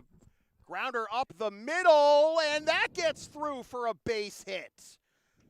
Landero ranging a long way to his right to try and grab that one, but it is 1st and 2nd. Back-to-back base hits to start the inning for the Chiefs. The center fielder, number 98, Nick Valdario. And I think everyone and their mother is assuming that Valdario is going to lay one down here. And, I mean, Atiles well in on the grass at 3rd. Got the first baseman.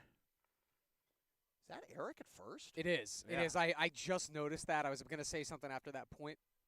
He's certainly shading in to defend the bunt. I was going to say he was behind the runner initially, and now he's basically screening him, which would be interesting for a back pick attempt if they decide to go that way. He does square, and he offered at it for strike 1. And it's 2 rather speedy base runners on the base paths here in Ostman and Powers. And you have one handling the bat, too, and Valdario is 4 out of 5 in stolen bases. And let's be fair, he can swing the bat too. He's batting .323 on the year. 0 for 2 tonight, but let's see if he changes fortunes here. Pop up into foul ground, and that'll get down for strike 2. Eric with his traditional exuberance, trying to pursue that one, but basically got out right at the edge of the Chiefs' dugout for strike 2. Things flipped on their head twice in the last 20 minutes or so in this game. Chiefs tying the game at 4 in the top of the 5th. Blue Sox regaining a 9-4 lead in the bottom half. Good hands by Craig. That is a massive strikeout there for out number 1. It's that not was how you saw that at bat ending, right? That was a foul tip, too. Yeah, So there's yeah. the good hands there to ensure that the at-bat The ends. second baseman, number 8, Ryan Patron. So the lineup turns over for Patron. And an RBI single run scored last inning.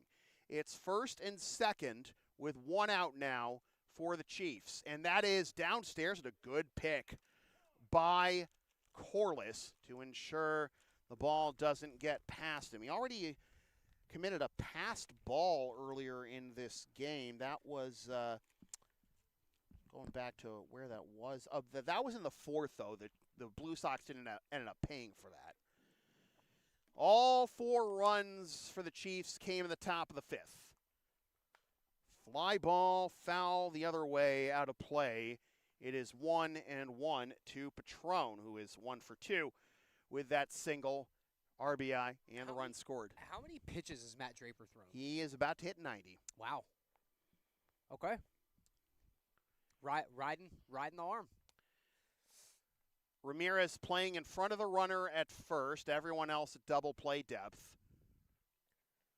And here's a liner into left field for a base hit. Perry puts up the stop sign. Nice. On Ostman, so they're loaded. Second hit and 3 ABs for Patron. Now batting for the Chiefs, the designated hitter. Number 1, Nolan Lopes.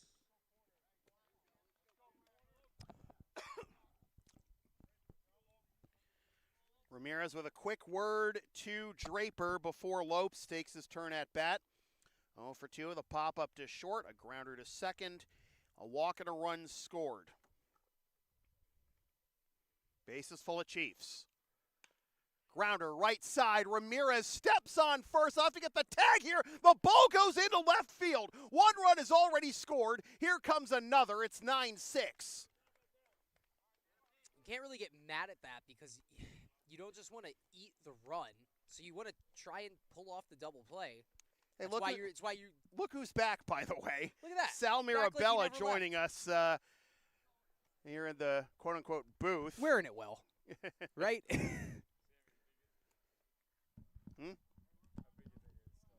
What? Oh, yeah, it's noticeable. Well, 2 down for Woodman, and he fouls that one off. 0-1. Yeah, Sal Mirabella. Yeah, your headphones aren't plugged in, but I can hear you. How you feeling, man? Well, the headaches are gone. The headaches are gone. That's always nice to hear. That only lasted 3 days. Yeah. Stroked into left center field by Woodman, back at the wall. It is off the wall. Patron scores. Woodman into second with a double. It's 9-7.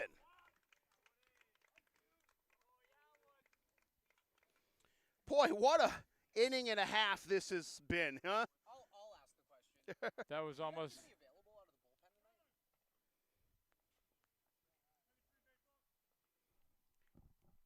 tonight? Yeah, do we have anyone available in the bullpen tonight? Sal, do you know? We get a guy or 2 down there, but that ball was hit almost as hard as the one that hit me in the face. What? I mean, we've seen some laser beams throughout this game, to be fair. Like, the one that, were you here in the first? I mean, Frank Landero hit a piece to right center field, and Mareshi, the guy who's up now, laid out like on full sprint towards right center, then dove towards the wall to grab that one. So here is Mareshi with 2 down, a runner at second, a 9-7 ball game. Nothing coming easy in the last inning and a half for either side. And that is down and away for a ball. It is 1-0 to Mareshi, who represents the tying run. The Blue Sox led 4-0 going into the top of the 5th. The Chiefs tied it. The Blue Sox then got a 5 spot in the bottom of the 5th. But now 3 here for the Chiefs as that misses up and in. 2-0. Do you know who we do have available, Sal? Can't really tell from this angle, to be fair. Can't see from here. 2-0 from Draper to Mareshi. Hits the outside corner for strike 1. And creeping up closer to 100 pitches is Matt Draper.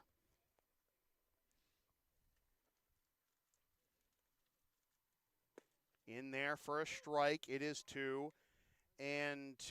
When did you get here tonight, Sal? You been here from the start, or? No, I got here a little bit late. I had an appointment I couldn't get out of. Yeah, fair enough. What, for this, or? Yeah, for my face. Popped up foul. Still can't quite bite down all the way and can't open my mouth all the way, but we're getting there. Yeah, fair enough. As the swelling goes down. I mean, the important thing is that it didn't get you in the temple, right? That would have been real bad. I know, right? Got me right in the bottom part of the cheek at my lower jawbone. Nothing fractured. The doctor in the emergency room was actually surprised. Did you ever see the baseball? I did. I saw her coming. I tried to turn out of the way. I tried to get my hands up. I couldn't even turn fast enough to get out of the way. It was on me like that. Couldn't. Full Full count. Grounder to the left side. Jimenez. It has been that kind of night. And they are low. It's now runners at the corners as Mareshi reaches. The best hitter in the league. Okay. And Roberts Galvis. The third baseman, number 43, Roberts Galvis. What a time this could be for Galvis to pick up his first hit of the night. Again, he's the league leader in average and hits entering play, and he's going to stay that way with Jack Pasiak leaving after his first AB with a foul ball, and he swings at the first one and fouls it off the other way for strike one with Draper over 100 pitches now. The bottom of the sixth is going to see the Blue Sox send up Auer, Kelly, and Landero. Hoping to still have the lead here. But let's see if Galvis has anything to say about that. That's a foul ball. Smashed the other way up the line. Kudos to E for laying out for that one, but the Blue Sox get a reprieve there. It is a foul ball, and it is 0-2. So my son got your video Of which one? of the night I got hit. Oh, man. And Has he been roasting you the whole time well, since? he showed the doctor in the video, and that's when he thought for sure, before x-rays and CAT scan came back, that it was absolutely broken. Swing and a miss. Huge strikeout for Draper and the Blue Sox to preserve the lead. 3 runs on 4 hits, 2 Blue Sox errors, 2 runners left on base. We head to the bottom of the 6th inning. The score remaining: Blue Sox 9, Chiefs 7. Due up for Lexington in the bottom of the 6th. Auer, Kelly, and Landero. Advertising opportunities are available on LSP. Sponsor our content for as little as $25 a spot, whether you want to promote a business, product, or event, or send a message of support to a player, team, or coach, or first base coach suffering facial fractures. Email yours truly for all the deeds. Got to show some love to Sal. Sal Mirabella joining us in the quote-unquote booth here in the bottom of the 6th now of this weird, wacky, wild, and wonderful game between these longtime rivals. Sal, were you at the 4-day game between the Blue Sox and the Chiefs, Game 3 of the 2015 ICL Championship Series? Yes. Yeah. Yes. Like Morelli Field. yeah, exactly. I mean, the stakes might be lower here. I mean, you can never say a Chiefs-Blue Sox game is low stakes, but like This is equivalent to Red Sox Yankees. yeah, exactly. As far as intercity league rivalries are concerned, I mean, but you're still seeing the same level of wackiness that you saw in that game. All we're missing is the sprinklers coming on and delaying the game, correct. So we didn't have video broadcast for that one, but it was just the wildest thing where you had the Blue Sox, like 6 defensive outs away from sweeping. The Chiefs come back and take the lead. Vigsy and Rick both get ejected, and then the sprinklers come on. We can't get a hold of Melrose DPW to shut them off. The lights go out, and then Country Fest, Yes. thunderstorm. Saturday Rain is out. off. Yeah. Sunday, Mike Hart blacks out running the bases on that game-tying home run. That's what he told me. Unbelievable. It was one of the wildest games. One of the best games you will see in the Intercity League or any league. Well, this is my 20th season as part of this incredible organization and program. I mean, we've been in this organization basically the same amount of time. Yeah. I've seen some doozies between these two teams here. The Chiefs and Blue Sox go back as far as I can. Definitely as far as I remember, and even further with Coach DeAngelis and Chuck Andre. Quite a rivalry. Collette with a 1-1, swing and a miss by Auer. 1-2. Logan is 1 for 1 with a walk and a single. Run scored as well. It's Auer, Kelly, and Landero due up here in the bottom of the 6th of a 9-7 ball game. Curveball misses outside, 2-2. Well, I appreciate you guys having me on. I'm going to get back over there. Sounds good. All right. Thank you, guys. Yeah, no worries. I'll be back in uniform in a few days once I can Talk. yeah, exactly. Foul tip. All right, thank you guys. Foul tip into the mitt for strike 3. 1 up, 1 down here in the bottom on the of line. the 6th. I know, right? Hours retired for the first time. Now the lineup turns over for Kelly. The right fielder, number 38, Cam Kelly. Kelly's 1 for 2 with a single run scored and a strikeout. This is the first time facing Colette. Now this is the righty Colette. Facing the lineup, turning over to the chunk of righties at the top of the lineup, although one of the lefties was pinch hit for, which prompted Colette coming into the game. 2-0. It'd be interesting if it is just Matt's game. Well, Colette falling behind really for the first time in this his third batter so far faced. He got E on 3 pitches. As it is 2-1 and still nobody warming in the Blue Sox bullpen. Chris had been alluding to maybe some chatter with Pat Casserly, like some shuffling of the defensive alignment to get a fresh arm in there. But What that really was just letting him know he was going to get subbed out for Eric at first base, I believe. a swing and a miss. Strike 3 coming back from being down 2-0. He's now got 3 strikeouts. The second baseman, number 8, Frank Landero. And that'll bring up Frank Landero. Hope to avoid a 1-2-3 inning here. Be the first time the Blue Sox would go down 1-2-3 in this game. If that were to be the case, Chiefs haven't gone down 1-2-3 since the top of the first. Outside for a ball. 1-0. In the top of the 7th, the Chiefs will have McCarthy, Ostman, and Powers due up, as that'll be on the outside corner for a strike, 1-1. 3 batters faced for Colette, 3 strikeouts. 1-1 here to Landero, who's 2 for 3 with a couple of singles and a couple of runs.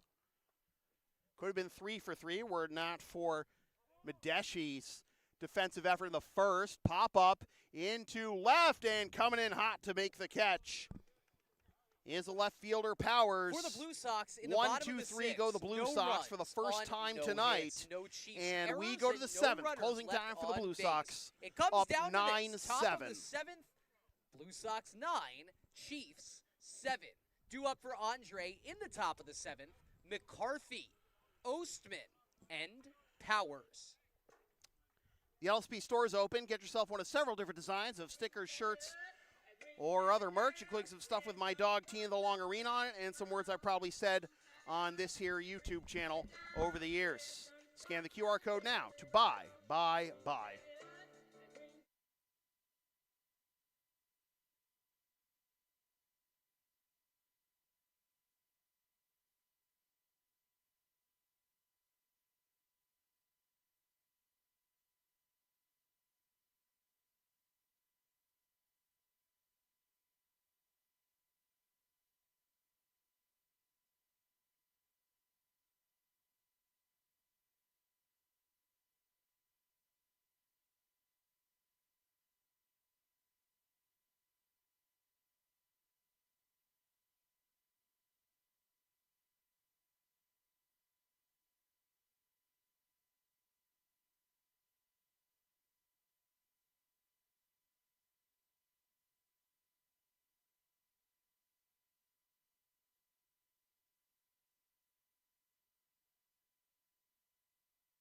Matt Draper at 103 pitches through 6 innings is back out there to try and finish what he started. He had not allowed a run through the first 4. Leading off the top Then of the allowed 7th for 4 the in the Chiefs, 5th. First baseman, number 19. That tied the Mike game for the McCarthy. Chiefs. The Blue Sox responded with 5 in the bottom of the 5th to take a 9-4 lead, but the Chiefs got 3 back in the 6th to put us at 9-7 here, and that is down and away for ball 1 to Mike McCarthy. What could the Blue Sox possibly do if they have to break glass in case of emergency. Can they do anything is really the question at this point, Chris. Well, I feel like if Logan is like an available pitcher, you would have made the change and moved Pat into the outfield to let Logan By get now, loose. So yeah. I think it's just this is the card the Blue Sox were dealt tonight. A lot of position player depth, but Matt, and so it's his game. And sometimes you got to grind out these midseason wins, albeit even if it's against the team that you're up against for first place in the league. Now, I will say, it's been 5 straight innings with a leadoff single. So if you can just buck that trend and get the first out, that's going to feel like such a monumental victory if you're Matt Draper right here. Grounder. Eric boots it! For those keeping track at home, that is at least the 5th error committed by the Blue Sox, and depending on your eye, you might have a 6th out there, but that's 5 errors in this game. Well, it wasn't a leadoff single. I get, yeah. Monkey's paw curls. The shortstop, number 41, Rowan Ostman. McCarthy reaches for the first time after striking out in each of his first 3 ABs. And now here's Ostman, who is 3 for 3 with 3 singles. Up and away for a ball. It is 1-0. Oh boy, that is a tough one. Like you keep that one in front of you. You know, against McCarthy, just knock that one down. He should be able to tag the bag. Unfortunately, Eric got past him, and now it's a hitter's count to a guy who's already 3 for 3 tonight. Tying run at the plate for the Chiefs. Swing and a miss. Not backing down to the challenge is Matt Draper going, look, if there's one thing I can do, I can locate this fastball. Here it is, hit it. I mean, in this portion of the line, that's really what you should do at this point. Just spam fastball. Empty the bucket, seriously. Popped up foul now to play behind us, 2-2.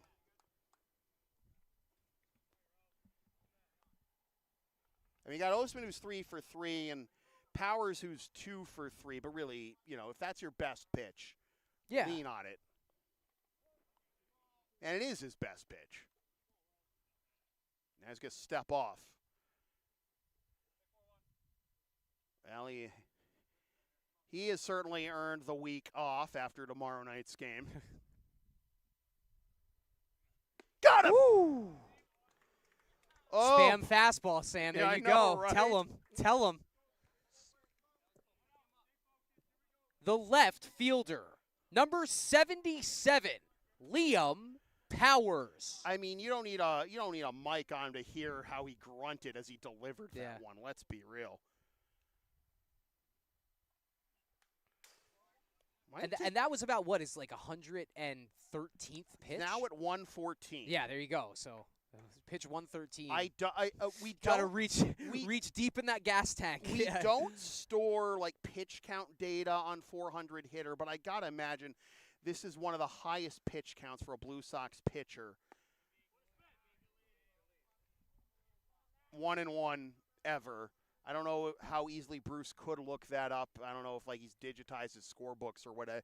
That's a good point. But I have to imagine this is way up there. This game story will certainly come with an asterisk. Swing and a miss. Oh, he pulled out the slider there. I mean, when you spam fastball, you speed up the batters, and then you get the... You get out in front of it, you get them to roll over, and then you can try and turn 2 anyway. Powers is going to be granted time here on 1 and 2. Again, first place on the line in this game for the Blue Sox. Also on the line is clinching the head-to-head tiebreaker, back-to-back Ks, 2 down. Now, if you're Andre, you have probably the best hitting 9-hole hitter in the league.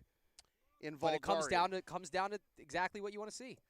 The center fielder, number 98, Nick Valdario. Draper now up to 8 strikeouts. And Nick Valdario trying to extend this game. Oof. 1-0.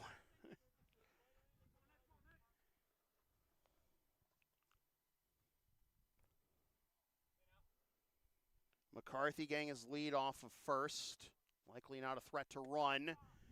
There's 2-0, but he fell behind 2-0 to Ostman and then got him. Let's see what he can do here with Valdario. I mean, you wouldn't think he's going to lay one down here, but you never know. Whatever it takes to rattle him. Well, it's all possible except maybe. Okay, I'm going to say it. You don't expect Nick Valdario to go ranch here, right? Like an actual, and there's no wood to knock on, but we got to actually talk ball right now. So you're having trouble fielding ground balls with the infield and the 2 defensive changes you made. You just want to hope for a lazy fly ball if you can coax that. Yeah, so like as long as if your Draper is a guy who can spam fastball, spam up in the zone too, right? There's your pop-up. There we go. On the infield foul territory. He's got it. The Blue Sox win. Tonight's final score, the Lexington Blue Sox 9, the Andre Chiefs 7. Getting the win tonight, Matt Draper. Taking the loss for Andre, Matt Doherty. Time of game, 2 hours, 4 minutes. What a game. And again,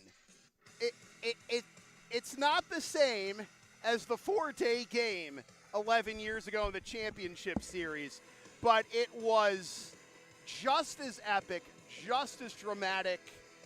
Stakes might be lower, but the competition is always high. Matt Draper with the game of his life in this one. Complete game effort on 121 pitches, registers 8 strikeouts, survives the resurrection of the Chiefs offense in the 5th and 6th innings, overcomes the error. So does Eric Ramirez, too, overcoming that error to shut down the Chiefs in the 7th. I think you got to kill the music for their conversation, but who doesn't love Andrew WK? But the Blue Sox become the first team in the ICL this year to 10 wins. They're 10-3-1. The Chiefs are 8-4-2. So that turns, and with that clinching the head-to-head against the Chiefs, that basically turns a 1.5 game lead into a 2.5 game lead. So the Blue Sox win. Look, the Blue Sox overcame a decent amount tonight. Yeah. Committed 5 errors in the field. Lost they gave Jack up that Pasiak on the first AB. Second pitch. You give up. You're sitting on that gigantic lead. It's a tie game. You have to come back after allowing it to go tied. There's nothing to be upset about in this win. This is just a win that you put up on the mantelpiece and celebrate. And these are the kind of games you have to win. You cannot win every game 7-1 or 17-3 or whatever it was the last couple of games. Like the comfortable or the low-scoring wins that they've gotten to enjoy too, like your 5-3s, your 3-1s. Sometimes you just got to grind. This feels big for the Blue Sox right now. Nick Anderson, 2 for 3 with 3 ribbies. Julian Alvarez also with 3 ribbies. Luis Atiles goes 3 for 3 with a double, a run scored, and a couple of ribbies of his own. And again, Matt Draper picks up the dub. Matt Doherty takes the L. Matt Draper with 7 runs allowed, but still gets the Blue Sox their 10th win of the year. And for Drapes himself, he is now 4-0-1 in his 5 appearances this year. And just got to wrap up real quick the answer to our Blue Sox trivia question. Forgot to get to that because we were so engrossed with the actual game in front of us. Name the 3. Got good. Yeah, I know. Name the 3 teams the Blue Sox have faced exactly once in the ICL Championship Series. Those were Creamone's A's in '98, the Lowell Braves, Danny Graham's old team in 2003, and Teddy Juba and the Alabrandis in 2019. So with that said, this has been a presentation of LSP, something for everyone since 2011. Copyright 2026. Unauthorized redistribution of any portion of this broadcast without the express written permission of LSP or the Blue Sox is strictly prohibited. A reminder that if you'd like to support future LSP content, you can do so by buying shipping shields using the link and codes on the screen or in the description. Sponsor featured content for as little as $25 a spot. Buy some of this fabulous merchandise from the LSP store. And, of course, if you're down with the sound called LSP, Linktree, Facebook, YouTube, PayPal, Creator Spring, LSP37, it's the right thing to do. The right thing to do is also to join us under the Heat Dome tomorrow night. 7:30 is the anticipated start time. Had it originally at 7, but should be set. We'll confirm that as soon as we can. Blue Sox against the roommates, the Lexington Bulldogs, here on this here YouTube channel. Once again, the final score from center field at Lexington High School in Lexington, Mass. It is the Lexington Blue Sox 9 and the Andre Chiefs 7. For Chris Del Sordo and all my very rowdy friends here at LHS, my name is Sam Feely, reminding you forever and always, freelance isn't free. Fresh for 2025, suckas. Love you, Katrina. Party hard, Caitlin. Miss you, Tina.